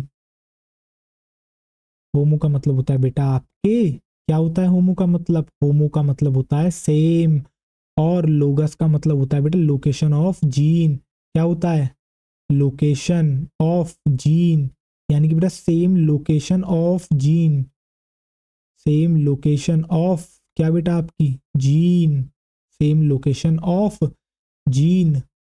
एक मिनट बेटा इसे सही कर लेते हैं, रुकिए जरा, लोकेशन ऑफ जीन। अब जरा समझिएगा, ठीक। यानी कि बेटा जो आपके क्रोमोसोम्स होमोलोगस कहलाते हैं उनके पास जो है सेम लोकेशन ऑफ जीन होते हैं, और बेटा सेम लोकेशन ऑफ जीन होने के लिए क्या बेटा जो है वो सेम पेयर के होना जरूरी है, यानी कि जो है यहाँ आपको सेम पेयर ऑफ क्रोमोसोम्स देखने को मिलेंगे, जैसे कि बेटा रेड रेड, जैसे कि बेटा पिंक पिंक, जैसे कि बेटा रेड रेड, जैसे कि बेटा पिंक पिंक। तो आप यहाँ क्या लिखोगे, सबसे पहला पॉइंट आप जो है यहाँ बेटा यही लिखोगे, होमोलोगस में क्या लिखोगे, सबसे पहला पॉइंट आप यही लिखोगे, ये जो है सेम पेयर ऑफ क्रोमोसोम्स होते हैं, कैसे होते हैं बेटा, same pair of chromosomes, same pair of chromosomes, same pair of chromosomes, यानी कि बेटा सेम पेयर ऑफ क्रोमोसोम्स यहाँ होते हैं, जैसे कि रेड रेड और पिंक पिंक, जैसे कि बेटा रेड रेड और पिंक पिंक, ठीक। आइए चलिए, same pair of chromosomes, chromosomes, ठीक। चलिए आइए, और इसके अलावा बेटा हम क्या ये लिख सकते हैं, same gene in same order, यानी कि बेटा सेम जीन मिलेंगे और सेम ऑर्डर में मिलेंगे, same gene in same order, same gene in same order, same gene in same order, यानी कि बेटा यहाँ जो है सेम जीन मिलेंगे और वो भी आपको मिलेंगे सेम ऑर्डर में, कैसे सर, आइए चलिए अब देखिएगा बेटा जरा ध्यान से क्रोमोसोम को। अभी बेटा मैं वो वाला क्रोमोसोम बना रहा हूँ जिसके अंदर जो है आपको सिर्फ एक सिस्टर क्रोम, एक जो है सॉरी क्रोमेटिड देखने को मिलती है, ठीक। अब देखिएगा जरा ध्यान से, अब बेटा इसके अंदर हमें पता है आपके जो डीएनए प्रेजेंट है, देखिए जरा ध्यान से, ये हो गया डीएनए इसके अंदर भी, देखो, और ये देखो, ठीक, और ये देखो यहाँ, और ये देखो, देखो जरा ध्यान से, ठीक। आ जाओ चलो, अब आप देखोगे यहाँ बेटा यहाँ जो है एक जीन प्रेजेंट है, देखना जरा ध्यान से, यहाँ जो एक जीन प्रेजेंट है, देखो ये जीन यहाँ प्रेजेंट है, और ऐसा ही जीन बेटा एक देखो यहाँ प्रेजेंट है, दोनों ही बेटा सेम होमोलोगस क्रोमोसोम है। और बेटा ये जो आपको जीन देखने को मिल रहा है, ये जो जीन यहाँ प्रेजेंट है, हम सपोज करते हैं ये जो है हाइट का जीन है, ये हम सपोज करते हैं, या फिर हम सपोज कर लेते हैं बेटा ये आई कलर जीन है, कैसा है ये आई कलर जीन, यानी कि बेटा जो आपका आंख का कलर होता है, उसका आंख का जो आपका कलर है वो कैसा होगा, वो ये जीन डिसाइड करेगा। यानी कि बेटा हमने देखे दो ऐसे क्रोमोसोम्स जिनके अंदर जो है बेटा बेसिकली आपके क्या है, सेम पेयर ऑफ क्रोमोसोम्स है, और उनके अंदर जो जीन है वो सेम ऑर्डर में प्रेजेंट है, यानी कि जब आप नीचे से देखते हो तो आपको क्या देखने को मिलता है, आपको जो है बेटा आई कलर जीन देखने को मिलता है, इस पर भी जो है आपको आई कलर जीन देखने को मिला और दूसरे पर भी जो है आई कलर जीन देखने को मिला। तो बेटा ये हुए ना सेम, बेटा यानी कि ये हुए ना आपके क्या होमोलोगस क्रोमोसोम्स, यानी कि जहां आपको जो है सेम लोकेशन ऑफ जीन्स देखने को मिलती है। और जबकि हम बात करते हैं बेटा हम बात करते हैं किसकी बेटा, आपके नॉन होमोलोगस क्रोमोसोम्स की। तो नॉन होमोलोगस क्रोमोसोम्स में आपको क्या देखने को मिलते हैं, डिफरेंट पेयर ऑफ क्रोमोसोम्स, जैसे कि एक रेड और एक पिंक, इन दोनों का कोई वास्ता नहीं है, यहाँ एक अलग जीन प्रेजेंट है, यहाँ एक अलग जीन प्रेजेंट है, तो हुए ना बेटा कैसे आपके नॉन होमोलोगस क्रोमोसोम्स, यानी कि उन दोनों के बीच में किसी प्रकार का कोई भी संबंध जो है आपके बेटा रिलेशनशिप जो है मौजूद ही नहीं है, ठीक। यानी कि बेटा उनके अंदर कुछ भी जो है सिमिलरिटी नहीं देखने को मिल रही है आपको। आइए तो हम क्या डालेंगे, हम यहाँ डालेंगे बेटा डिफरेंट पेयर ऑफ क्रोमोसोम्स, तो आप यहाँ लिख लोगे बेटा different pair of chromosomes, different pair of chromosomes, different pair of chromosomes, different pair of chromosomes, ठीक। अब बेटा हम आगे बढ़ते हैं और आगे हम बात करते हैं आपसे जो है थोड़ी सी एक आउटलाइन ड्रॉ करते हैं किसकी, आपकी सेल साइकिल और सेल डिवीजन की। यानी कि हम आपको थोड़ा थोड़ा सा हम ऊपर से जो है पूरा का पूरा बताने की कोशिश करते हैं आखिर एक सेल साइकिल और सेल डिवीजन होता क्या है। ठीक है, तो आप अगली जो हेडिंग डालोगे वो क्या डालोगे बेटा, आप डालोगे क्या, outline of cell cycle and cell division. Outline of cell cycle and cell division. देखिए आउटलाइन ऑफ, आपको बहुत कुछ समझ में आएगा। ठीक, outline of cell cycle and cell division, cell cycle and cell division. ठीक, आइए चलिए, cell cycle and cell division. अब आपको समझ में आएगा कि बेटा आखिर एक सेल साइकिल क्या होती है, सेल डिवीजन क्या होता है, किस तरीके से होता है, कितने तरह का डिवीजन होता है। ठीक, चलिए आइए अब जो है बेटा हम एग्जाम्पल लेते हैं कि आप किस तरीके से पैदा हुए होंगे। ठीक, आपके बेटा एक पापा होंगे, एक मम्मी होगी, यानी कि आपकी फादर भी है, एक मदर है। ठीक, अब बेटा फादर ने आपके प्रोड्यूस करे स्पर्म्स, मदर ने आपके प्रोड्यूस करे आपके क्या बेटा, आपके प्रोड्यूस करे क्या, आपके प्रोड्यूस करा ओवम या फिर एग। अब बेटा जो है उन्होंने रिप्रोडक्शन हुआ, बेसिकली कॉपुलेशन हुआ। ठीक, और कॉपुलेशन में जो है बेटा आपके जो है स्पर्म मीट करा किससे, आपके स्पर्म मीट करा आपसे ओवम से या एग से, और जो है फिर फर्टिलाइजेशन हुआ और फिर जाके जो है बेटा एक सेल बनी जिसे हम कहते हैं आपके जाइगोट। और उस जाइगोट ने जो है बेटा आगे जाके जो है एक पूरा का पूरा होल ऑर्गेनिज्म बनाया जो कि आपके 9 महीने बाद पैदा होता है, जिसे आप बच्चा कहते हो, जैसे कि आप बेटा पैदा हुए थे। ठीक, तो चलिए आइए पहले से समझते हैं, देखिएगा जरा। आप देखिए बेटा यहाँ हो गए आपके क्या, आपके आ गए बेटा फादर, यहाँ क्या आ गए आपके आगे फादर, और बेटा यहाँ आ गई मम्मी मदर। देखिएगा आप जरा, ये हो गए बेटा फादर, ये हो गए मदर। अब बेटा अगर मैं आपसे पूछता हूँ कि फादर के अंदर आपके कितने क्रोमोसोम्स हैं और मदर के अंदर आपके कितने क्रोमोसोम्स हैं, ठीक, आप कहोगे सर मदर के अंदर भी जो है हमारे 46 क्रोमोसोम्स हैं, और जो फादर है वहां भी जो है हमें 46 क्रोमोसोम्स देखने को मिलते हैं। या फिर हम जो है और लिखना चाहें तो हम ये लिख सकते हैं कि 2n इक्वल्स टू 23, यानी कि हमें जो है 23 पेयर ऑफ क्रोमोसोम्स यहाँ जो है देखने को मिलते हैं। और यहाँ भी जो है हमें क्या 23 पेयर ऑफ क्रोमोसोम्स देखने को मिलते हैं, यानी हर क्रोमोसोम का जो है बेटा आपके जो है 2 सेट्स आपको यहाँ देखने को मिलते हैं। ठीक, अब बेटा होगा क्या, अब जो है बेटा फादर जो है क्या करेंगे, फादर जो है बेटा कुछ प्रोसेस होगी जिसकी मदद से जो है बेटा फादर क्या प्रोड्यूस करेंगे, फादर जो है स्पर्म प्रोड्यूस करेंगे। फादर क्या प्रोड्यूस करेंगे, स्पर्म।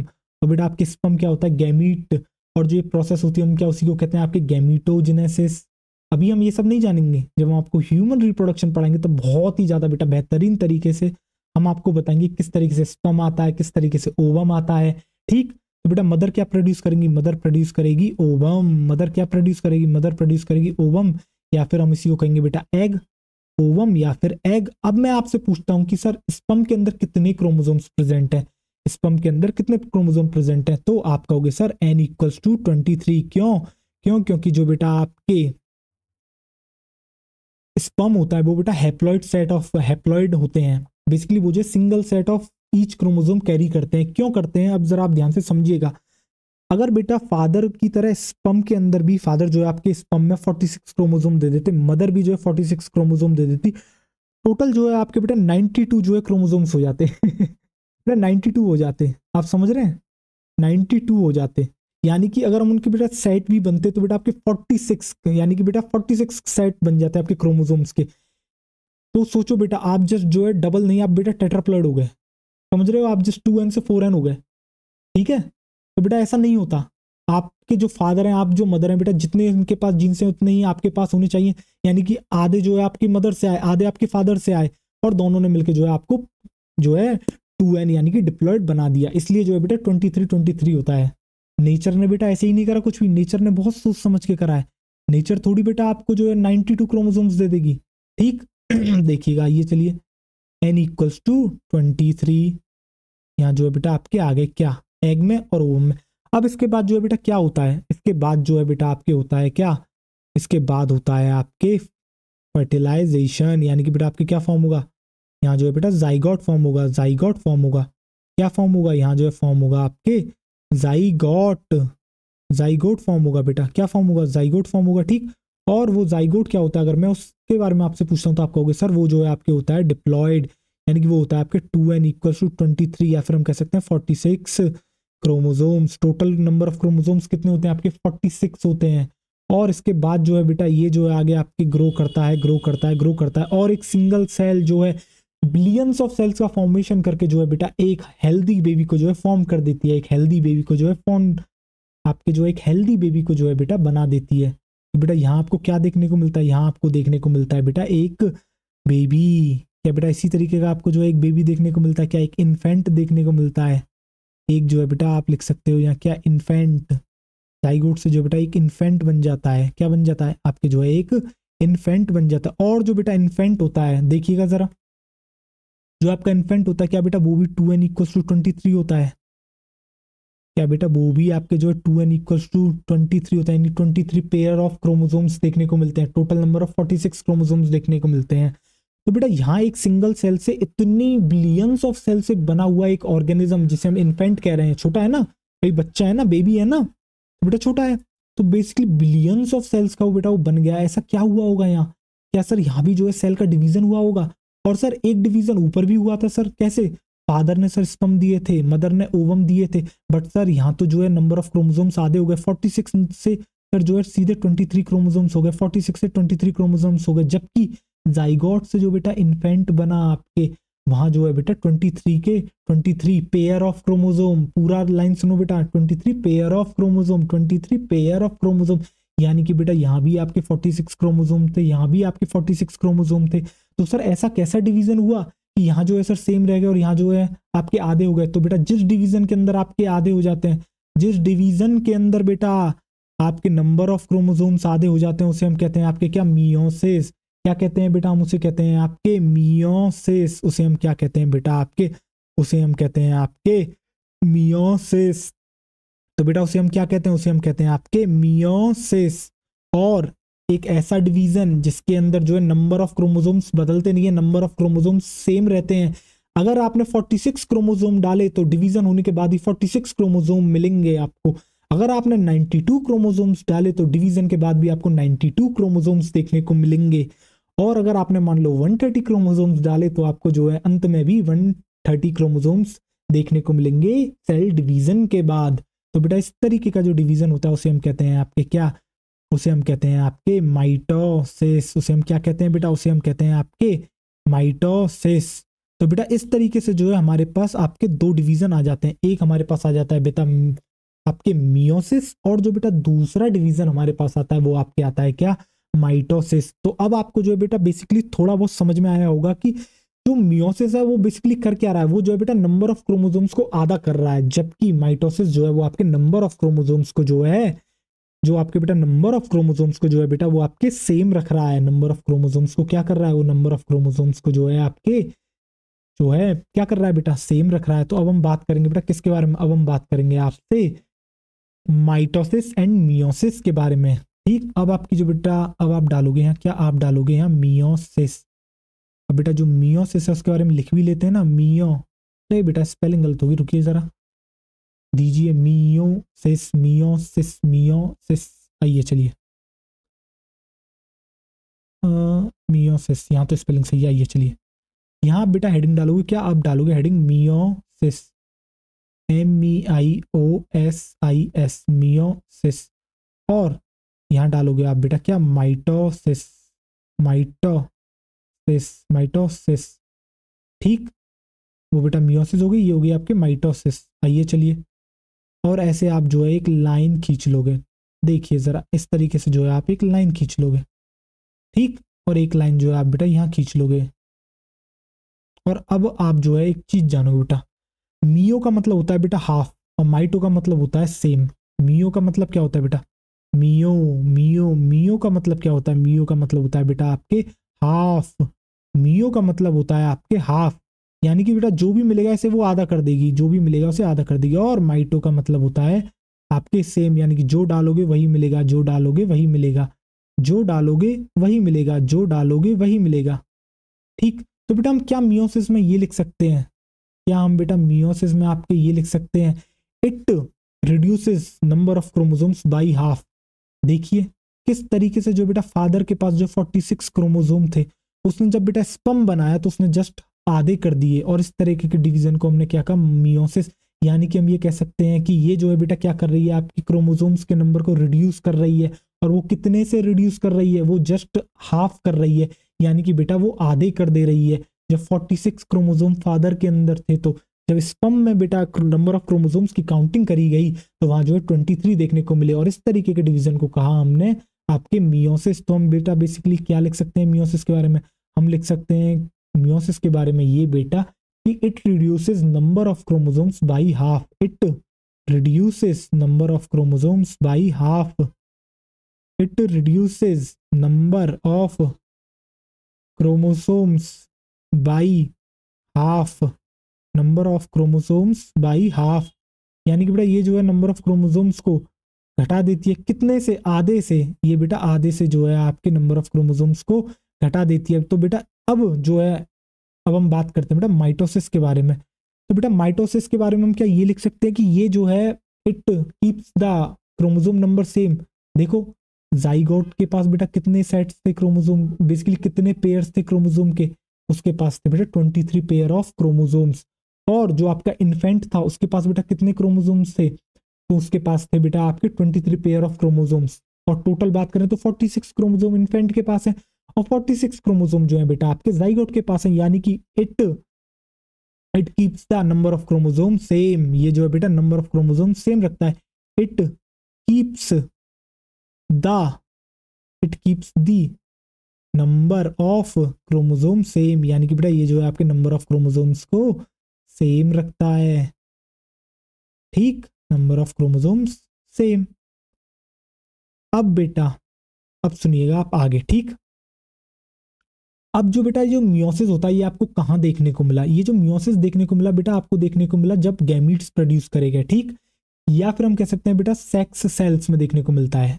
बट आप यहाँ लिख लोगे क्या, इट प्रोड्यूसेस गैमीट। बेसिकली बेटा ये कहाँ आपको देखने को मिलता है, ये क्या करती है, it produces gametes. It produces gametes. ये बेटा क्या प्रोड्यूस करती है, ये आपके प्रोड्यूस करती है गैमीट्स को। ये आपके प्रोड्यूस करती है गैमीट्स को। फॉर एग्जाम्पल, एग्जाम्पल के तौर पे आप लिख सकते हो बेटा स्पर्म।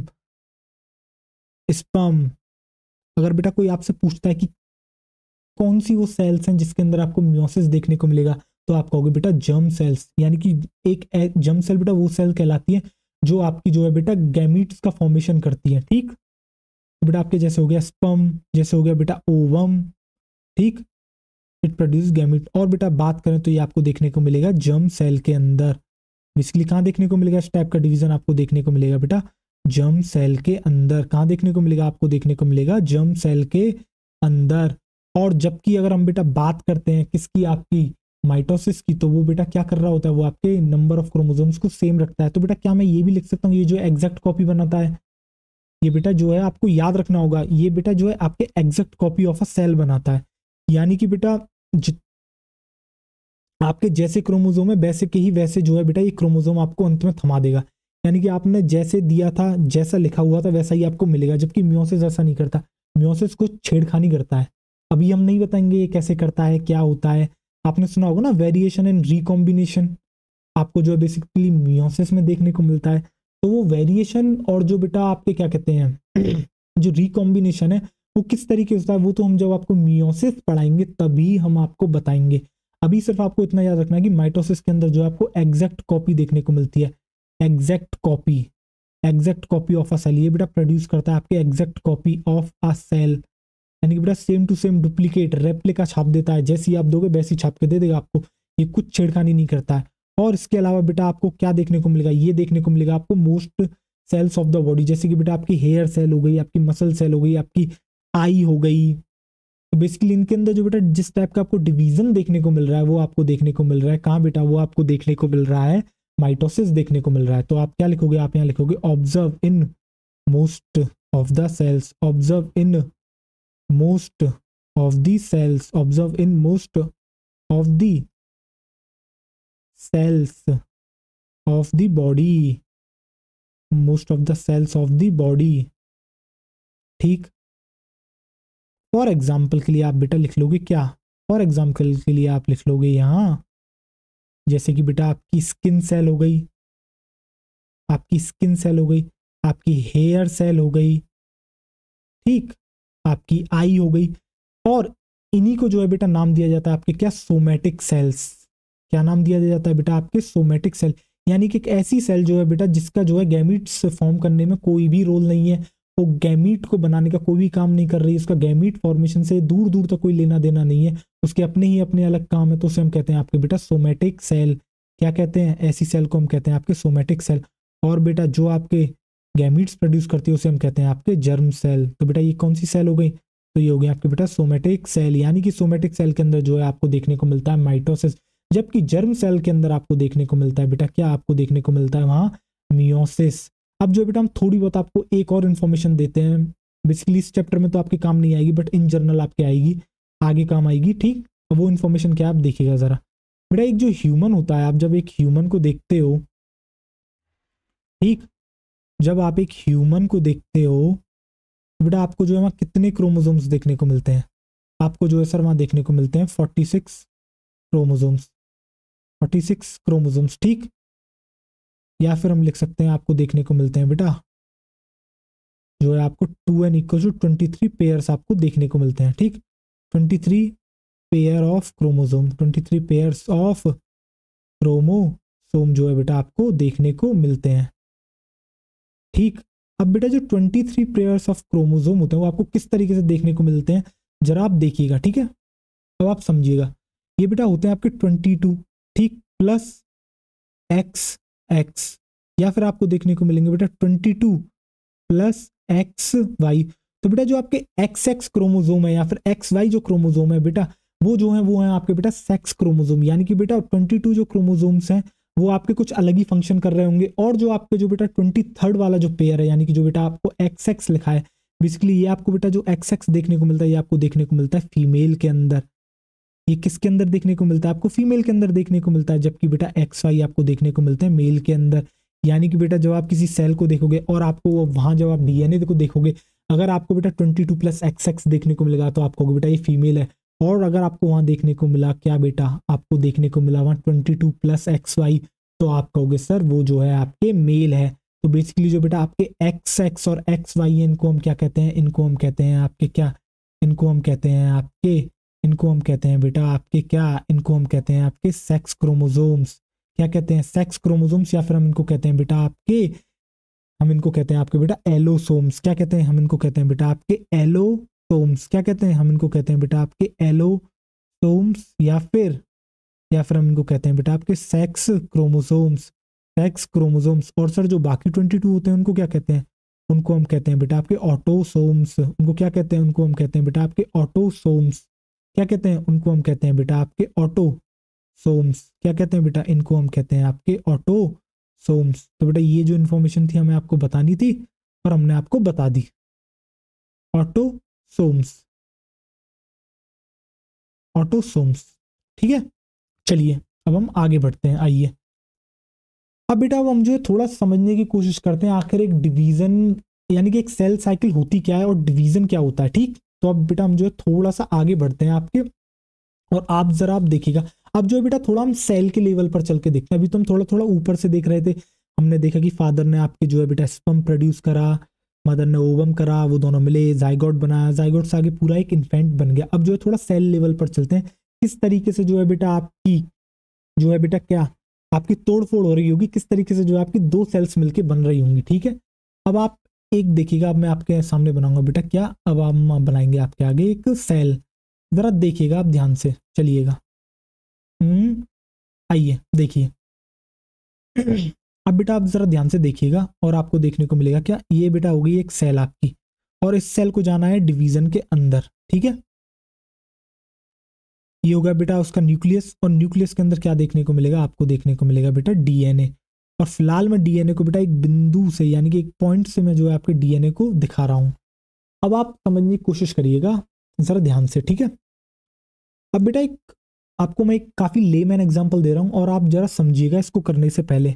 अब बेटा जो है आपका सपना क्या है, अल्टीमेट गोल आपका इस समय अल्टीमेट गोल ये है कि सर हमें जो है मेडिकल कॉलेज में जाना है और डॉक्टर बनना है, ठीक है। तो मैंने पूछा बेटा आप मेडिकल कॉलेज में कैसे जाओगे, तो आपने कहा सर जो है मेडिकल कॉलेज में जाने के लिए एक एंट्रेंस एग्जाम होता है, और उस और उस एंट्रेंस एग्जाम का नाम है आपके नीट।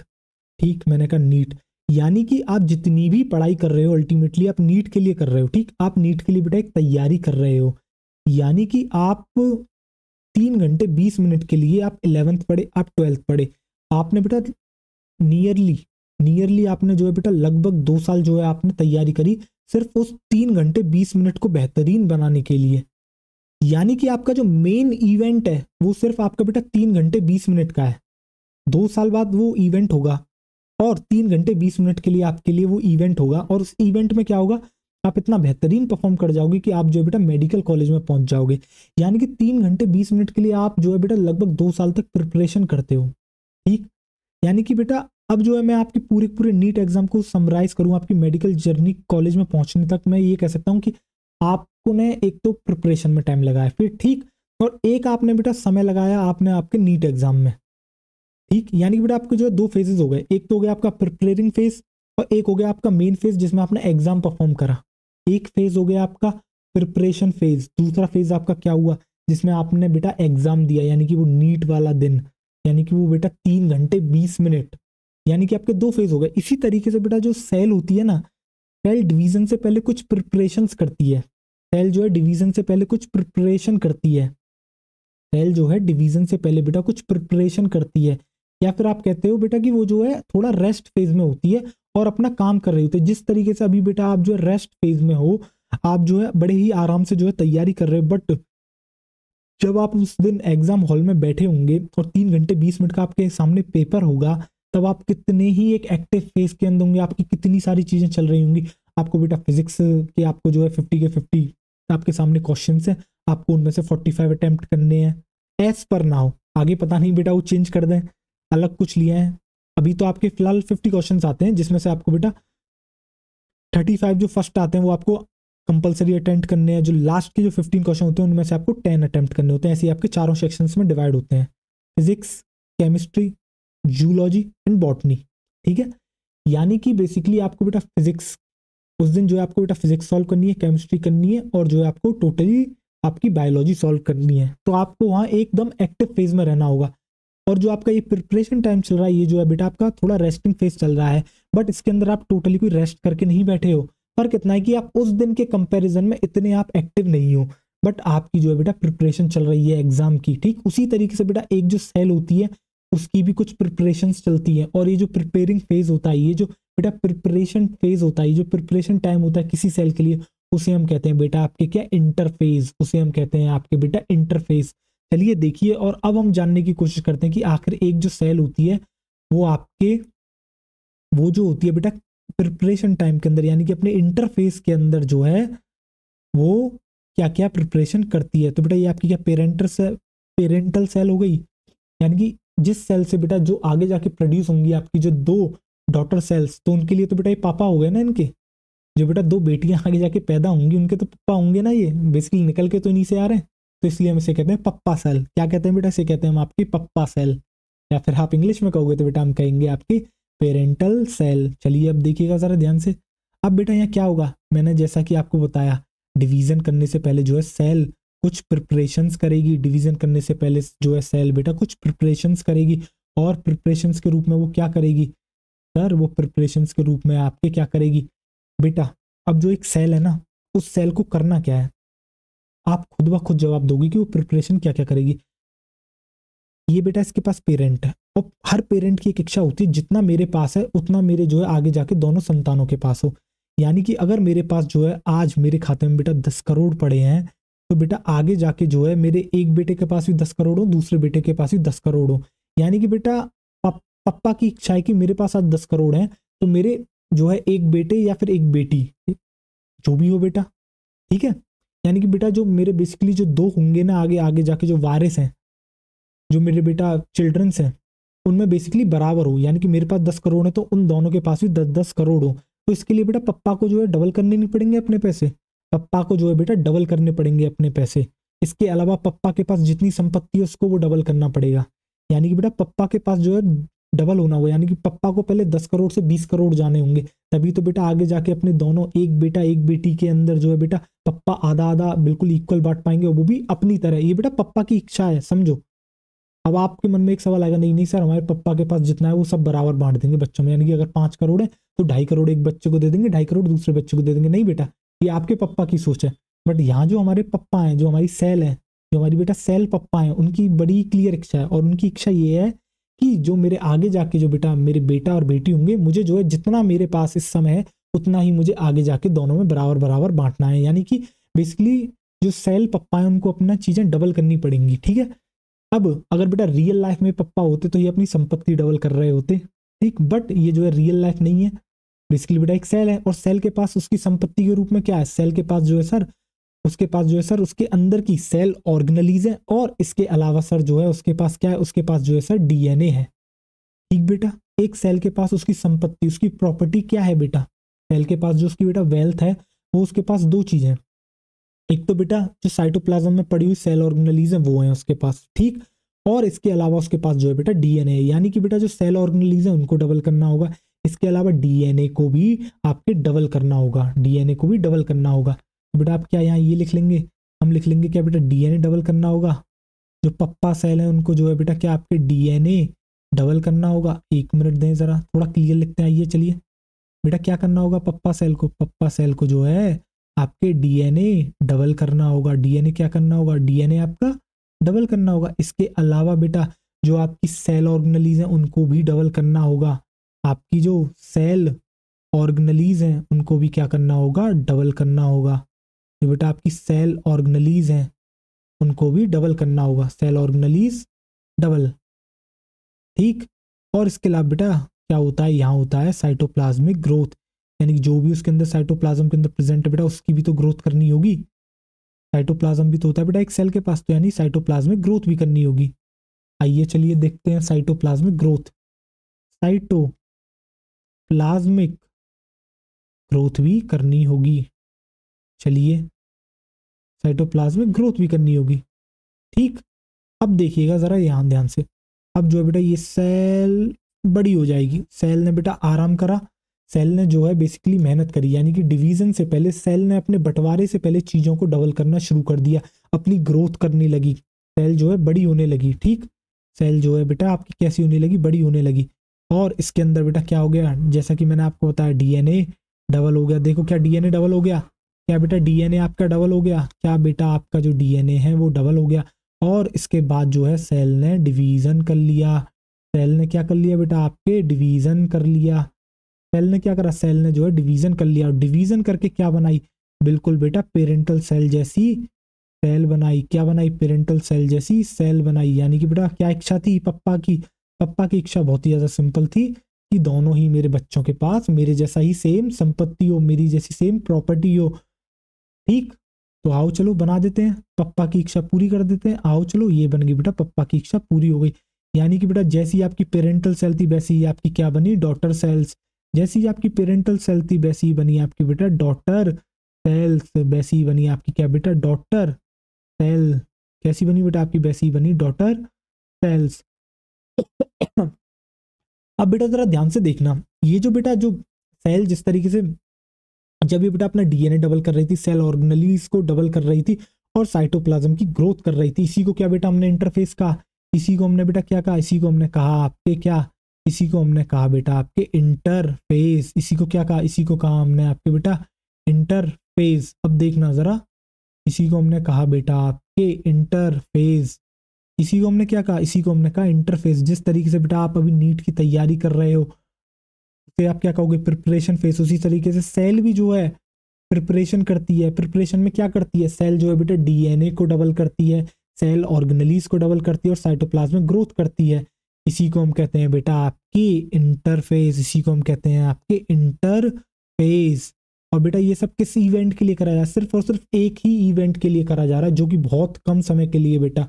यानी कि अगर सेल जो है बेटा डिवाइड पूरी पूरी अगर सेल साइकिल में बेटा आपके टाइम लगता है 100%, तो 95% तो बेटा प्रिपरेशन टाइम ही जा रहा है। यानी कि सिर्फ 5% के अंदर ही जो है बेटा आपके एक्चुअल में डिवीजन हो रहा है। और जो ये डिवीजन होता है इसको हम कहते हैं बेटा आपके क्या, इसी को हम कहते हैं आपके एम फेज। इसी को हम क्या कहते हैं, इसी को हम कहते हैं बेटा आपके एम फेज। क्या कहते हैं बेटा, इसी को कहते हैं हम आपके एम फेज।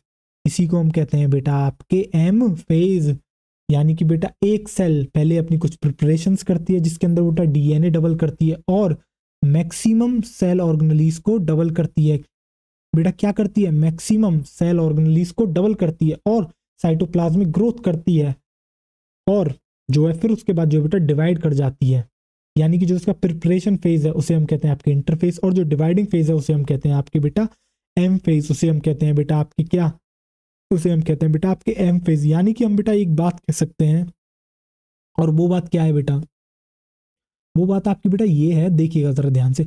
यानी कि बेटा अगर मैं यहां से जर्नी चालू करूं एक पेरेंटल सेल से लेकर आपके डॉटर सेल तक, यानी कि हम बेटा एक जर्नी देखते हैं आपकी पेरेंटल सेल से लेकर डॉटर सेल्स बनने तक। जो है आपके बेटा दो जो है आपके फेजेस हो रहे हैं, एक हो रहा है बेटा आपका इंटरफेस, एक हो रहा है बेटा आपका एम फेज। एक हो रहा है बेटा आपका इंटरफेस, एक हो रहा है बेटा आपका एम फेज। एक हो रहा है बेटा आपका इंटरफेस, एक हो रहा है आपका एम फेज। तो बेटा ये जो इंटरफेस और एम फेज होते हैं इन्हीं को मिला के कहते हैं आपके क्या बेटा, सेल साइकिल। क्या बेटा इसी को कहेंगे एक सेल की साइकिल। क्या बेटा इसी को कहेंगे हम आपकी एक सेल की साइकिल।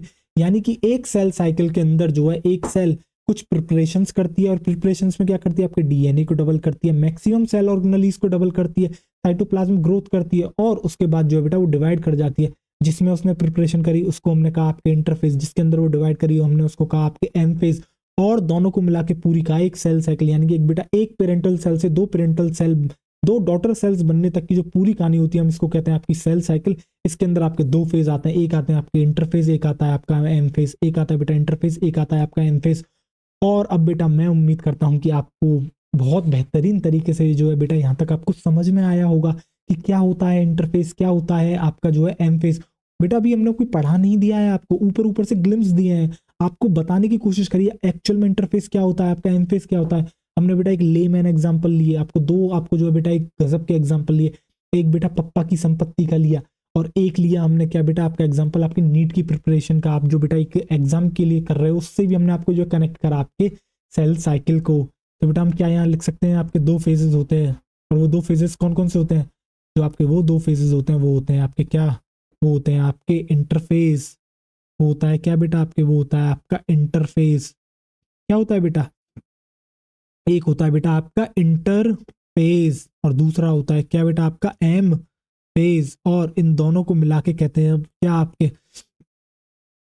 इन दोनों को मिला के हम कहते हैं बेटा आपके सेल साइकिल। इन दोनों को मिला के हम कहते हैं बेटा आपके सेल साइकिल। यानी कि एक सेल साइकिल के अंदर जो है आपको दो फेज देखने को मिलते हैं, एक देखने को मिलता है आपको इंटरफेस, एक देखने को मिलता है आपका एम फेज। एक देखने को मिलता है आपको इंटरफेस, एक देखने को मिलता है आपको एम फेज। दूसरा आपको देखने को मिलता है क्या बेटा, आपके एम फेज। आओ चलो इसे जो है ब्रैकेट में बंद कर देते हैं और अब जो है आपसे आगे चर्चा करते हैं। चलिए अब जरा आप ध्यान से देखिएगा, अब हम आपको कुछ बताते हैं और सुनिएगा, ठीक है। देखिएगा आप आगे बढ़ते हैं बेटा। यानी कि जो अब एक पेरेंटल सेल है, जो आपकी पेरेंटल सेल है बेटा, वो जो है डिवाइड करके उसने जो आपके दो डॉटर सेल्स फॉर्म कर दी, ठीक है। अब जो बेटा डॉटर सेल्स हैं क्या वो आगे जाके अपने आप में वो भी डिवाइड करेंगी, आप कहोगे जी हाँ सर वो भी डिवाइड करेंगी। और अब जो बेटा डॉटर सेल है वो आगे जाके अपनी खुद की डॉटर सेल बनाएगी, यानी कि जो अगली जनरेशन की डॉटर सेल होंगी उनके लिए जो इस जनरेशन की डॉटर सेल है क्या बेटा, वो आपकी जो है वो पेरेंटल सेल कहलाएगी। क्या बेटा, वो आपकी जो है पेरेंटल सेल कहलाएगी। आप कहोगे जी हाँ सर वो जो है पेरेंटल सेल कहलाएगी। बेटा बार बार सेल निकल रहा है मेरे मुंह से, पेरेंटल सेल, पेरेंटल सेल कहलाएगी। चलिए यानी कि बेटा मैं ये कह सकता हूँ बेसिकली जो आपकी पेरेंटल सेल है वो भी किसी ना किसी के डिवीजन से फॉर्म हुई होगी, ठीक है। यानी कि new cells arise from pre existing cells. याद आया बेटा स्टेटमेंट रुडोल्फ बर्चो का, cell the unit of life में। वही बात बेटा देखो सत्य हो गई यहाँ कि यानी कि जो आज की जो सेल है वो बेटा कहीं ना कहीं डिवीजन से आई होगी।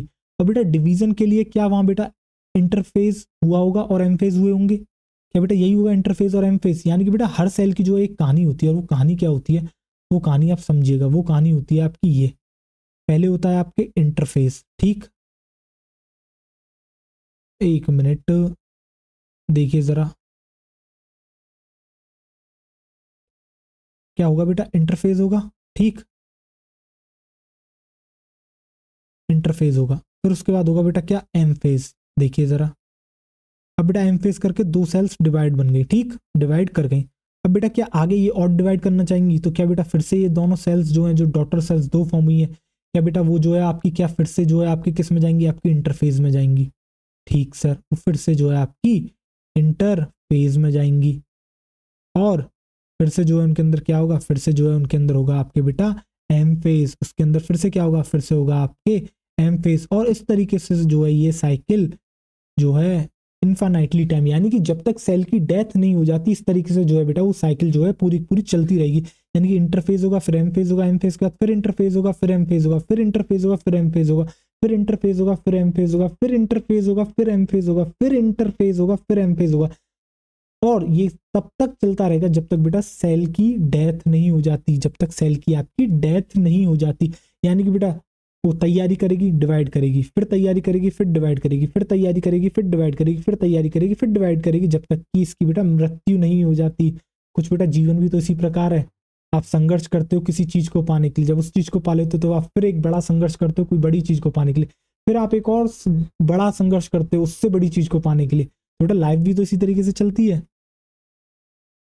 तो बेटा इस तरीके से आपने देखा, यानी कि जो है इंटरफेस के बाद एम फेज हुआ, एम फेज के बाद जो है फिर इंटरफेस हुआ, फिर एम फेज हुआ, फिर इंटरफेस हुआ, फिर एम फेज हुआ। तो बेटा क्या मैं यहाँ से एक कंक्लूजन निकाल सकता हूँ, वो कंक्लूजन क्या है, वो कंक्लूजन ये है जो आपका इंटरफेस है, जो आपका बेटा ये आपको जो इंटरफेस दिख रहा है, देखो जरा इसे सर्कल में बंद करते हैं, ये जो आपको इंटरफेस दिख रहा है, क्या बेटा ये एक वो टाइम इंटरवल है, क्या इंटरफेस जो है बेटा आपका एक वो टाइम इंटरवल है, या फिर वो एक फेज है जो आपके 2 एम फेज के बीच में आता है। यानी कि बेटा बेसिकली हम जो है ये भी तो कह सकते हैं, जो 2 लगातार एम फेज हो रहे हैं उसके जो बीच का टाइम होता है उसे हम जो इंटरफेस कहते हैं। क्या बेटा हम ये कह सकते हैं, जो 2 लगातार एम फेज हो रहे होते हैं उसके जो बीच का जो फेज होता है उसी को हम कहते हैं बेटा आपके क्या इंटरफेस, उसी को हम कहते हैं क्या आपके इंटरफेस। क्या बेटा हम ये कह सकते हैं, it is the phase between the 2 successive M phase, it is the phase between the 2 successive M phase. या फिर हम इसे ये कह सकते हैं, it is the interval between the 2 successive M phase.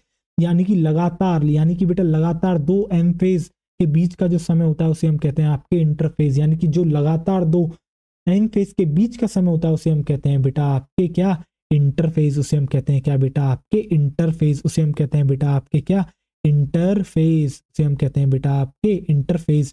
तो आप बेटा आप डेफिनेशन लिख लोगे, क्या लिखोगे आप, जो है बेटा एक डेफिनेशन लिखोगे, या फिर बेटा एक लाइन जो स्टेटमेंट में आपसे काफी अक्सर पूछ ली जाती है, ठीक, तो वो लाइन क्या है, वो लाइन ये है कि बेटा interface is the phase between 2 successive M phase, interface is the phase between 2 successive M phase। तो बेटा आप लिख लोगे, क्या लिखोगे, आप लिखोगे interphase is the phase, interphase is the time interval, या फिर बेटा आप लिख लोगे क्या phase, it is the time interval,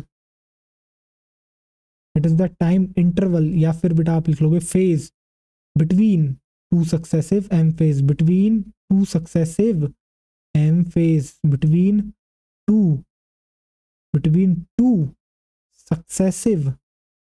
successive का मतलब होता है बेटा लगातार, देखो एम फेज लगातार आ रहा है ना, एम फेज लगातार आ रहा है, यानी कि इन दोनों के बीच में क्या है, इंटरफेज, और एम फेज लगातार आ रहे हैं, बिटवीन टू सक्सेसिव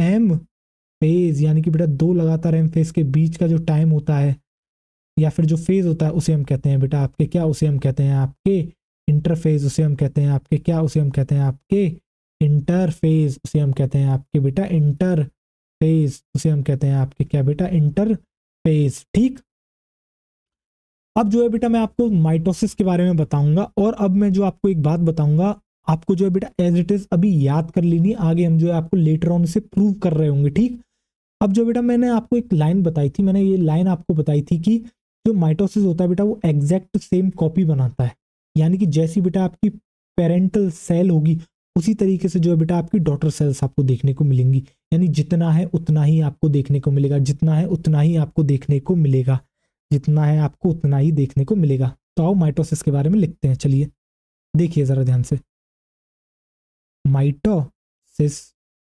अब देखिएगा आप ध्यान से माइटोसिस, चलिए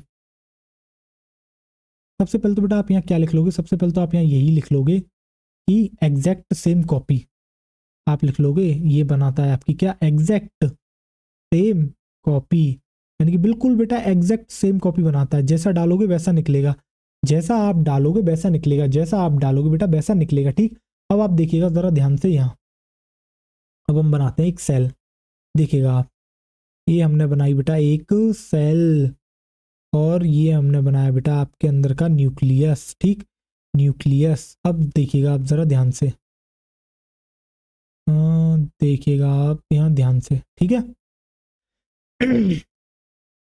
अब यहाँ क्या होगा बेटा, आप देखिएगा यहाँ जो है बेटा डीएनए प्रेजेंट होगा, और जो डीएनए है वो बेटा सपोज करिए आप एक्स डीएनए है, यहाँ यहाँ क्या है बेटा, यहाँ जो है आपके एक्स डीएनए प्रेजेंट है, एक्स डीएनए प्रेजेंट है। और जो वाई है बेटा आपकी क्या है, वाई जो है बेटा आपका सेल कंटेंट है, या फिर हम कह सकते हैं सेल ऑर्गेनेलिज है। वाई सेल ऑर्गेनेलिज प्रेजेंट है आपकी, यहाँ क्या प्रेजेंट है, जो वाई जो है बेटा, why number of cell organelles आपकी जो है बेटा प्रेजेंट है, why number of cell organelles present है। अब जैसा कि आपको पता है एक सेल जो है डिवीजन से पहले बेटा क्या करती है, एक सेल जो है डिवीजन से पहले इंटरफेस करती है, और इंटरफेस के अंदर क्या करती है। अब क्या मुझे आपको बताने की आवश्यकता है, क्या बेटा मुझे बताने की आपको रिक्वायरमेंट है कि एक इंटरफेस के अंदर एक सेल करती क्या है। इंटरफेस के अंदर सर एक सेल जो है कुछ नहीं करती, सेल जो है सर अपना डीएनए अमाउंट डबल करती है, यानी कि बेटा वो क्या कर लेगी, वो जो है इसको 2x कर लेगी, और वो जो है इसको 2y कर लेगी। वो ऐसा क्यों कर रही है, क्यों, क्योंकि जो सेल माइटोसिस में जाना चाहती है बेटा, उसकी इच्छा बहुत क्लियर है, उसकी इच्छा ये है कि जो आगे उसकी जो 2 डॉटर सेल्स वो प्रोड्यूस करेगी, जो बेटा वो 2 डॉटर सेल्स बनाने वाली है, उसको उसमें जो है वो बेटा बराबर अपनी बराबर जो उसके पास है, जितना उसके पास प्रेजेंट है उतनी ही वो प्रॉपर्टी उनको देना चाहती है, यानी उतना ही डीएनए वो जो है उनको देना चाहती है, उतनी ही सेल ऑर्गेनेलिज जो है बेटा वो उनको देना चाहती है, उतनी ही सेल ऑर्गेनेलिज जो है बेटा वो उनको देना चाहती है। तो इसके लिए तो बेटा उसे अपना डबल करना पड़ेगा ना, तभी तो बेटा वो दे पाएगी, तभी तो बेटा वो जो है दे पाएगी। अगर अगर अगर वो डबल ना करे, वो सीधे सीधे बांटना शुरू कर दे, तो बेटा x/2 डीएनए जाएगा, यानी आधा डीएनए जाएगा, आधी सेल ऑर्गेनेलिज जाएंगी, ऐसे थोड़ी काम चलेगा। आओ देखो जरा, ये देखो, ये एम फेज हुआ, ये देखो ये एम फेज हुआ, ये देखो जरा ध्यान से, ये बेटा एम फेज हुआ, देखो ये जो है बेटा क्या हुआ, ये हुआ आपके एम फेज, देखो जरा ध्यान से। और एम फेज में क्या हुआ आपके, एक्स अमाउंट ऑफ डीएनए बेटा यहाँ गया, ठीक, एक्स अमाउंट ऑफ डीएनए बेटा आपके जो है यहाँ चला गया, अरे यार ये मच्छर कहाँ से आ गया, और why amount of DNA sorry why, अरे यार पूरा कॉन्सेंट्रेशन तोड़ दिया, देखो जरा ध्यान से, वापस आते हैं, सुनना। तो बेटा एक्स एक्स जो है बेटा इसने क्या हुआ, अपना डीएनए बांट दिया 2 डॉटर सेल्स के अंदर, और वाई वाई सेल ऑर्गेनेलिज बांट दी इसने, क्यों, क्योंकि इसके पास 2 हो गई थी ना बेटा। देखो जरा ध्यान से, इंटरफेस के दौरान जो बेटा इसके पास डबल इसने बेटा अपना डीएनए कर दिया था अपनी ही सेल का, और जो है इसने डबल जो है अपनी नंबर ऑफ सेल ऑर्गेनेलिज कर दी थी, तो इसने जो है बेटा डिवीजन कर दिया, एम फेज में जो है बराबर बराबर बांट दिया। अभी बेटा जो है ये सारी की सारी बातें आपको एज इट इज याद रख लेनी है, बाद में हम जो है इसे प्रूव करेंगे, बाद में जो है हम बेटा इसे क्या करेंगे, आपके प्रूव करेंगे, बाद में जो है हम इसे प्रूव करेंगे। तो बेटा ये आपकी कौन सी सेल है, ये आपकी पेरेंट सेल है, ये आपकी कौन सी सेल है बेटा, ये आपकी पेरेंट सेल है, सेल है या सेल है आपकी जो है बेटा पेरेंट सेल है। और ये जो है बेटा आपकी कैसी है, ये है आपकी डॉटर सेल, ये है बेटा आपकी डॉटर सेल, ये है बेटा आपकी डॉटर सेल, ये है आपकी डॉटर सेल, ये कैसी है बेटा, ये है आपकी डॉटर सेल। चलिए आइए अब देखते हैं। अब जो है बेटा आप इसको जो है अभी के अभी जो है जितना मैंने आपको बताया है, ठीक है, जितना हमने बेटा आपको बताया है, आप अभी के अभी जो है बेटा इसको याद कर लोगे। अभी जो है बेटा आप एज इट इज इसे बंद करोगे बॉक्स के अंदर, ठीक है, ये देखो इस तरीके से जो है बेटा आप बॉक्स के अंदर इसे बंद करोगे, इसे इस तरीके से जो है आप बॉक्स के अंदर बंद कर दोगे, और इस कंसेप्ट को अभी आप क्या करोगे, learn now later we will prove it, learn now, learn now later we prove it, learn now. अभी जो है बेटा आप इसे याद कर लोगे, माइटोसिस के अंदर क्या होता है, जो पेरेंट बेटा सेल होती है वो जो है बेटा अपना पहले जो है उसकी एक इच्छा है, उसकी इच्छा ये है कि जो आगे जाके उसकी जो डॉटर सेल्स बनेंगी उसके अंदर जो है बेटा वो बराबर बराबर चीजें देना चाहती है, यानी कि जो उसके पास है वो बिल्कुल सेम टू सेम उनको देना चाहती है। तो इसके लिए उसको पहले अपना जितना भी आप उसके पास चीजें मौजूद है उसको उसे डबल करना होगा, तब जाके जो है बेटा वो बराबर बराबर हिस्सों में बांट पाएगी। ये अभी आपको याद कर लेना है, हम जो है बेटा आगे इसको प्रूव कर देंगे, आगे हम जो है बेटा इसको प्रूव कर देंगे। Learn now later we prove it, later we prove it, आगे जो है हम बेटा ऐसे आपके सामने प्रूव कर देंगे। ठीक है, आओ चलो आगे बढ़ते हैं। अब जो है बेटा हम आपके आगे बढ़ते हैं और अब आप जो है समझने की कोशिश करिएगा। और अब आप क्या समझोगे, अब आप बेटा समझोगे एक बात, और वो क्या होगा अब आप देखेंगे। ठीक है, अब हम जो है बेटा आपको हमने इंटरफेस करा दिया, अब जो है हम बताएंगे आपको एम फेस के बारे में, यानी कि हम बात करेंगे आपसे डिवीजन फेस के बारे में। ठीक है, यानी कि एक डिवीजन फेस के अंदर जो है किस तरीके से जो है डिवीजन होता है। बेटा अभी भी मैं कह रहा हूँ आपसे, हम जो अभी भी ऊपर ऊपर से बता रहे हैं, अभी हमने कुछ शुरू नहीं करा कि इंटरफेस क्या होता है जो है आपका। बट बेटा हमने जो आपको बेसिक आपको बता दिया, जैसे कि आपका डीएनए डबल होता है इंटरफेस में, आपकी सेल ऑर्गेनलीज डबल होती है, आपको जो है साइटोप्लाज्मिक ग्रोथ देखने को मिलती है। बेटा जो आपका इंटरफेस होता है ना, वो भी कुछ फेजेस में आपके डिवाइड होता है। ठीक है, आइए चलिए अब देखिएगा, आप जो हम बात करते हैं बेटा आपके आपसे डिवाइडिंग फेज के बारे में। डिवाइडिंग फेज के बारे में देखिए, बेसिकली एम फेज होता है बेटा डिवाइडिंग फेज आपका। डिवाइडिंग फेज के बारे में हम बात करते हैं आपसे, हम बात करने वाले हैं बेटा आपसे डिवाइडिंग फेज, या फिर आप उसी को कह सकते हो क्या, उसी को आप कह सकते हो एम फेज। बेटा वही तो है आपका एम फेज, वही तो है बेटा आपका क्या एम फेज, वही तो है बेटा आपका एम फेज। चलिए आइए बात करते हैं। अब आप बेटा ध्यान से देखोगे और आप क्या देखोगे, आप देखोगे बेटा एक सेल। ठीक है, ये है बेटा एक सेल, और ये अंदर क्या प्रेजेंट है, ये अंदर प्रेजेंट है न्यूक्लियस। आइए चलिए देखिएगा, अब आप देखिएगा ध्यान से, ये क्या दिख रही है आपको, ये देखो, ये जो है बेटा एक सेल है, और सेल के अंदर कुछ साइटोप्लाज्म आपको दिख रहा होगा। ठीक है, साइटोप्लाज्म प्रेजेंट होता है। बेटा ये है आपके क्या, ये है आपके साइटोप्लाज्म, ये क्या है बेटा, ये है आपके साइटोप्लाज्म।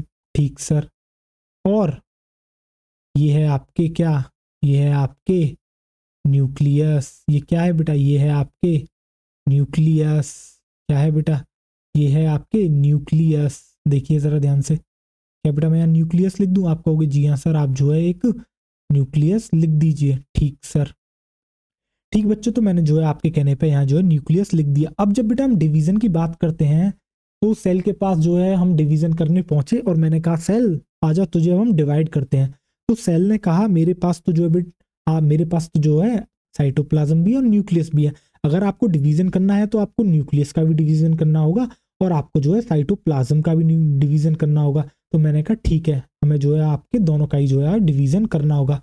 अब देखना, जब बेटा डिवीजन होगा तो बेटा ठीक है आपके साइटोप्लाज्म का भी होगा, न्यूक्लियस का होगा, यानी बेटा कद्दू कटेगा और सब में बटेगा। तो बेटा न्यूक्लियर का भी डिवीजन होगा, और जो बेटा न्यूक्लियर आपका डिवीजन होता है, जो बेटा आपका न्यूक्लियस है, इसका भी जो है बेटा आपके क्या होगा डिवीजन। तो इस जो डिवीजन होता है इसको हम कहते हैं बेटा आपके न्यूक्लियर डिवीजन। क्या कहते हैं बेटा, इसे हम कहते हैं आपके न्यूक्लियर डिवीजन। क्या कहते हैं इसे हम कहते हैं आपके न्यूक्लियर डिवीजन।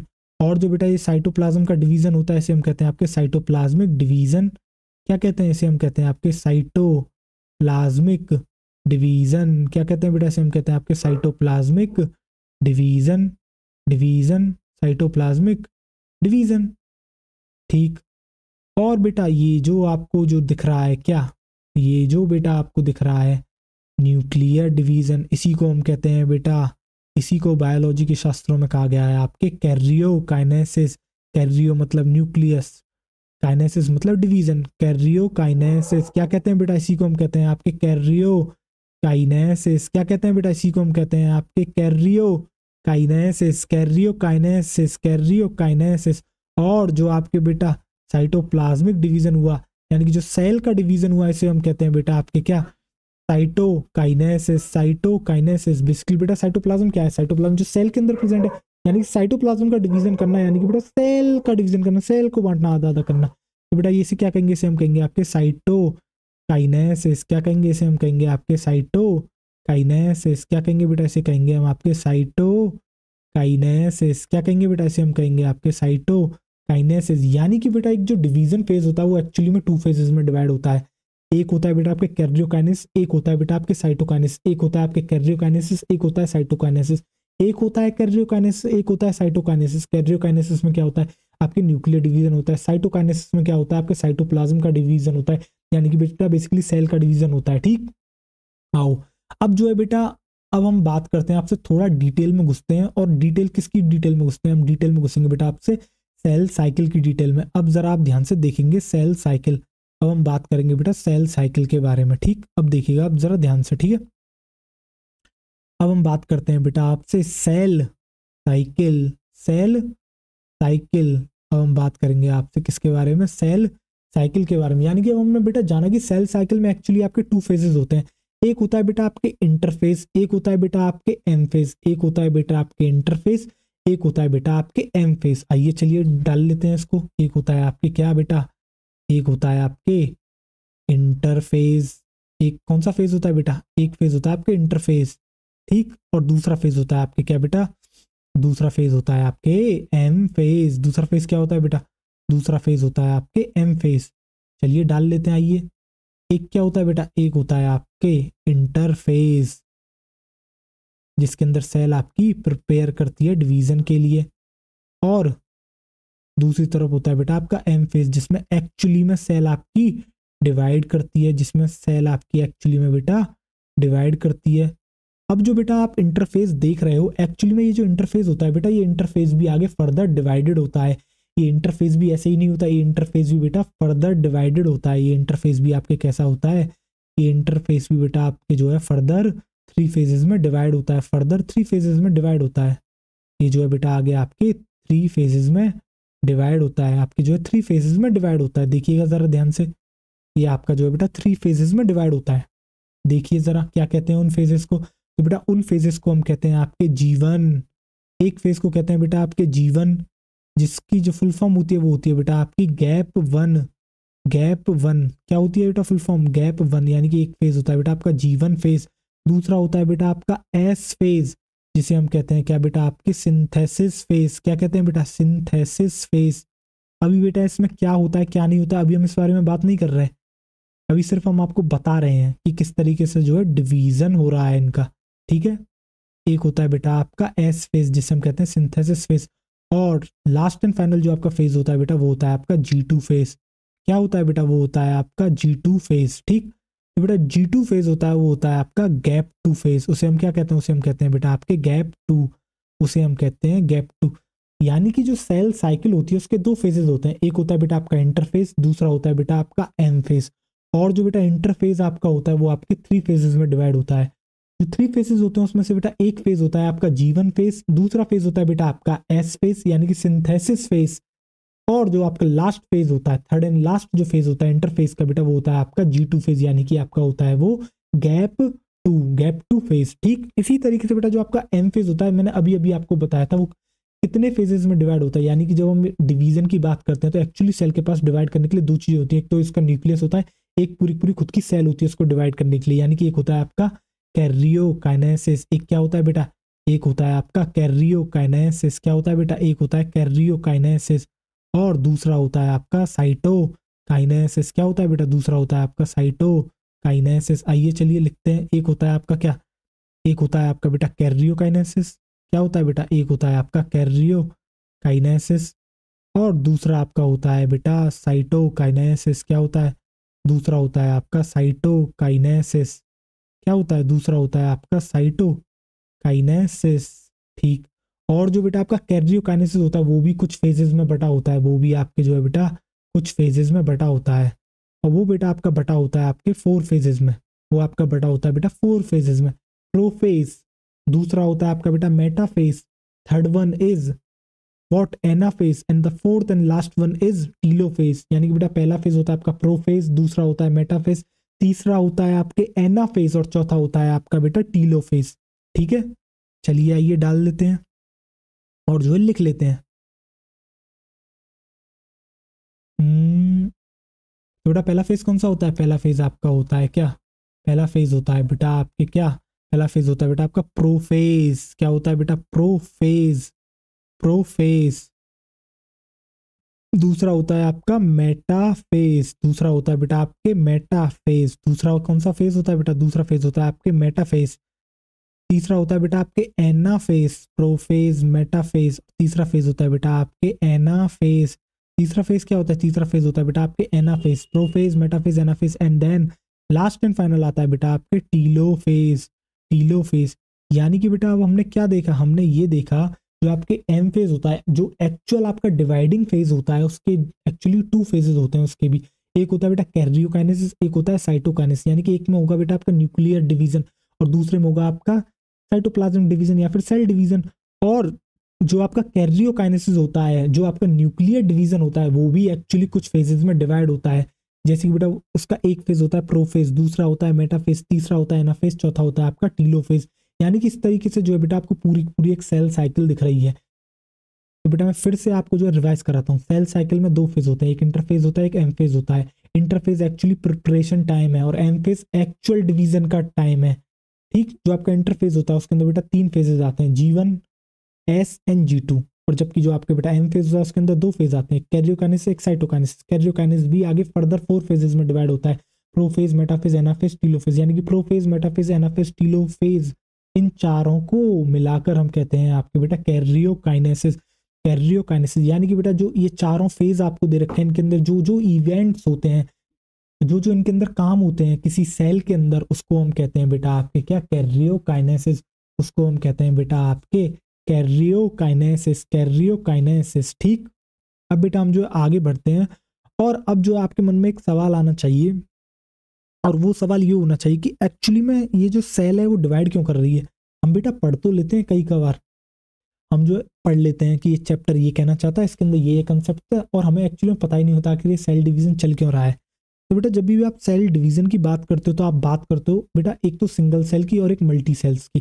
जो बेटा सिंगल सेल ऑर्गेनिज्म होता है हम उसे कहते हैं आपके यूनिसेलुलर ऑर्गेनिज्म, और जो आपका मल्टी सेलुलर ऑर्गेनिज्म होता है उसे हम कहते हैं बेटा आपके, जो बेटा काफी सेल्स से मिलकर बना होता है उसे हम कहते हैं आपके मल्टी सेलुलर ऑर्गेनिज्म। तो बेटा यूनिसेलुलर ऑर्गेनिज्म, जब देखिएगा आप यूनिसेलुलर ऑर्गेनिज्म के पास बेटा एक सेल है, अब ये बेटा जो है डिवाइड करेगा, डिवाइड करा, डिवाइड करके जो है इसने 2 सेल्स बना ली। ठीक, डिवाइड करके जो है इसने 2 सेल्स बना ली। अब आप एक चीज देखोगे, इसने बेटा इसके थ्रू जो है ग्रोथ तो करी करी, ग्रोथ तो इसने करी करी, इसके साथ बेटा क्या इसका रिप्रोडक्शन नहीं हो गया। देखो बेटा ध्यान से, क्या इसका बेटा रिप्रोडक्शन नहीं हो गया। ग्रोथ भी हुई बेटा, रिप्रोडक्शन भी हुआ, ग्रोथ भी हुई, रिप्रोडक्शन भी हुआ। यानी कि बेटा इसके लिए तो दोनों एक ही इवेंट है, जो है बेटा दोनों इसके लिए जो है इंक्लूसिव इवेंट है। यानी कि जो एक तरीके से डिवीजन हो रहा है वो ग्रोथ और रिप्रोडक्शन बेटा इंक्लूसिव है इसके लिए। क्यों? क्योंकि एक ही सेल है। जबकि जो मल्टी सेल होती है बेटा वो आपकी क्या करती है, वो डिवाइड क्यों करती है, वो डिवाइड करती है बेटा ग्रोथ करने के लिए, वो डिवाइड करती है बेटा रिपेयर करने के लिए, वो डिवाइड करती है बेटा आपको आपकी डेड सेल्स को रिप्लेस करने के लिए। यानी कि बेटा सपोज करो कोई सेल्स है मेरी, मेरा ये हाथ है बेटा, कल को सपोज करो ये कट गया हाथ मेरा, जो है निकलते ही घर से बाहर किसी ने मुझे ठोक दिया, किसी से मेरा हाथ लग गया और मेरा हाथ में जो बेटा कट आ गया। बेसिकली कट आ गया, कट आ गया यानी बेटा जो ऊपर की सेल्स हैं वो आपकी डैमेज हो गई। अब उन सेल्स जो डैमेज हुई हैं बेटा, क्या शरीर जो है उस उन सेल्स को जो है बेटा, क्या आपका जो शरीर है वो रिप्लेस करने की कोशिश करेगा। तो उसके लिए बेटा जो बाकी सेल्स होंगी क्या उनको डिवाइड करके ही जो रिप्लेस करा जा सकेगा। यानी कि जो मल्टी सेलुलर है उसके लिए बेटा ग्रोथ, रिपेयर और रिप्लेस जो है यही कारण होते हैं जिस वजह से जो है वो आपकी डिवाइड कर रही होती है। और यूनिसेलुलर के लिए बेटा ग्रोथ और रिप्रोडक्शन के लिए डिवाइड कर रही होती है। ठीक, आइए चलिए ये पॉइंट जो है हम लिख लेते हैं। चलिए आपका ये जो पॉइंट है बेटा अब हम लिख लेते हैं। आइए अब देखिएगा आप, चलिए पहले से एरेज कर लेते हैं और फिर लिख लेते हैं। अब देखिएगा आप ध्यान से, अब आप क्या डालोगे, अब आप डालोगे क्यू। आपके मन में आया था एक क्वेश्चन, और क्वेश्चन ये था वाई सेल डिवाइड, आखिर एक सेल जो है वो डिवाइड क्यों करती है, वाई सेल डिवाइड। तो बेटा जब इसका हमें आंसर मिला तो हमें आंसर मिला 2 सेल्स के फॉर्म में, एक थी बेटा यूनिसेलुलर और एक था मल्टी सेलुलर। एक था बेटा आपका क्या यूनी सेलुलर, एक था क्या बेटा आपका यूनी सेलुलर, एक क्या था बेटा, एक था आपका यूनी सेलुलर। ठीक, और एक था आपका बेटा मल्टी सेलुलर जिसके अंदर कई सारी सेल्स हैं, जैसे कि human being billions of cells से मिलके बना हुआ है मल्टी सेलुलर, मल्टी सेलुलर। तो बेटा हमें क्या आंसर देखने को मिला, हमें ये आंसर देखने को मिला यूनिसेलुलर तो जो है इसलिए डिवाइड कर रहा है। क्यों? क्योंकि इसे ग्रोथ भी करना है प्लस रिप्रोडक्शन भी उसका इसी तरीके से होता है, growth plus reproduction, growth plus reproduction. ठीक, और इसके अलावा जो बेटा आपका मल्टी सेलुलर है वो ग्रोथ तो कर ही कर रहा है, ग्रोथ तो बेटा कर ही रहा है वो, इसके अलावा बेटा वो रिपेयर भी कर रहा है और रिप्लेस भी कर रहा है। वो जो है बेटा रिपेयर भी कर रहा है और रिप्लेस भी जो है वो कर रहा है। ठीक, चलिए आइए। और इसके बाद जो है अब आपके मन में एक और बेटा क्वेश्चन आना चाहिए जो कि काफी लोगों के मन में आया होगा, और वो ये आया होगा जो हमने पिछली स्लाइड पर पढ़ाया है, और वो आया होगा बेटा फेजेस से रिलेटेड। यानी कि एक्चुअली में जो सेल साइकिल है सर, हमने उसे फेजेस में क्यों डिवाइड करा। हम सीधे सीधे भी तो बता सकते हैं कि इस तरीके से उसने डीएनए डबल करा, उसने जो है सेल ऑर्गेनेली को डबल करा, और जो है फिर वो जो है डिवाइड कर गई। तो हमने इतने सारे तमाम जाम ये फेजेस क्यों लिख लिए। हमने एक को इंटरफेस नाम दे दिया, एक को एम फेज दे दिया। इंटरफेस कोई फिर हम नहीं माने, हमने उसको भी 3 पार्ट्स में डिवाइड कर दिया, आपके G1 S एंड G2। हम एम फेज में भी नहीं माने, हमने उसको कैरियोकाइनेसिस में डिवाइड कर दिया, साइटोकाइनेसिस में डिवाइड कर दिया। फिर भी हम नहीं माने, और हम जो है कैरियोकाइनेसिस को भी डिवाइड करने चले गए। हमने जो है प्रोफेज में बांट दिया, मेटाफेज में बांट दिया, एनाफेज में बांट दिया, टीलोफेज में बांट दिया। तो आखिर इतना बंटवारा सर क्यों कर रहे हो, क्यों लड़ाई करवाना चाह रहे हो आप, इतना बंटवारा क्यों कर रहे हो। तो बेटा इसका एक कारण है, और वो कारण ये है कि जो डिवाइड करने का आपका कारण है बेटा, जो आपको ये जो फेजेस का जो आपको बेटा डिवीजन भी देखने को मिलता है ना, ये आपको देखने को मिलता है सिर्फ और सिर्फ आपके यूकैरियोटिक सेल के अंदर। प्रोकैरियोटिक सेल के अंदर आपको कोई भी फेजेस नहीं मिलेंगे। वहां आपसे कोई नहीं कहेगा ये आपका जो है प्रोफेज है, ये आपका एनाफेज है, ये वाला मेटाफेज है, ये आपका टीलोफेज है। वहां आपसे कोई इस बारे में बात नहीं करेगा। वहाँ सिंपल जो है बेटा डिवीजन है, इस तरीके से हुआ, ऐसे हो गया, बात खत्म। बट जब हम बात करते हैं आपसे यूकैरियोट्स के बारे में, हम वहाँ फेजेस की बात करते हैं। क्योंकि वहाँ बेटा जो आपका साइटोप्लाज्म होता है, और इसके अलावा बेटा जो आपका न्यूक्लियस होता है, वहाँ इतने जो है बेटा आपके जो चेंजेस हो रहे होते हैं, वहाँ इतने मतलब अलग अलग तरह के चेंजेस हो रहे होते हैं, वो भी एक साथ हो रहे होते हैं। अगर हम बेटा उनको अलग अलग फेजेस में डिवाइड नहीं करेंगे तो हमारे लिए उसको स्टडी कर पाना बहुत मुश्किल है। हम उसे स्टडी कर ही नहीं सकते। तो सिर्फ और सिर्फ हम उसे इजीली स्टडी कर सकें, अच्छे से स्टडी कर सकें, इसलिए जो है बेटा ह्यूमन बींग्स ने क्या करा, उसको जो है अलग अलग फेजेस में डिवाइड कर दिया। जिस तरीके से कुछ चीजें जैसी देखने को मिली, उसको उस तरीके से उन्होंने नाम दे दिया, उस तरीके से उसको जो है फेजेस में आपके डिवाइड कर दिया। यानी कि बेटा आपको जो है बड़े ही खतरनाक चेंजेस देखने को मिले सेल के अंदर जब वो डिवाइड कर रही थी इन केस ऑफ यूकैरियोट्स। तो आप बेटा क्या डालोगे। तो बेटा आपको जो है आपके क्वेश्चन का आंसर मिल गया होगा, और एक बार लिख भी देते हैं वाई फेजेस।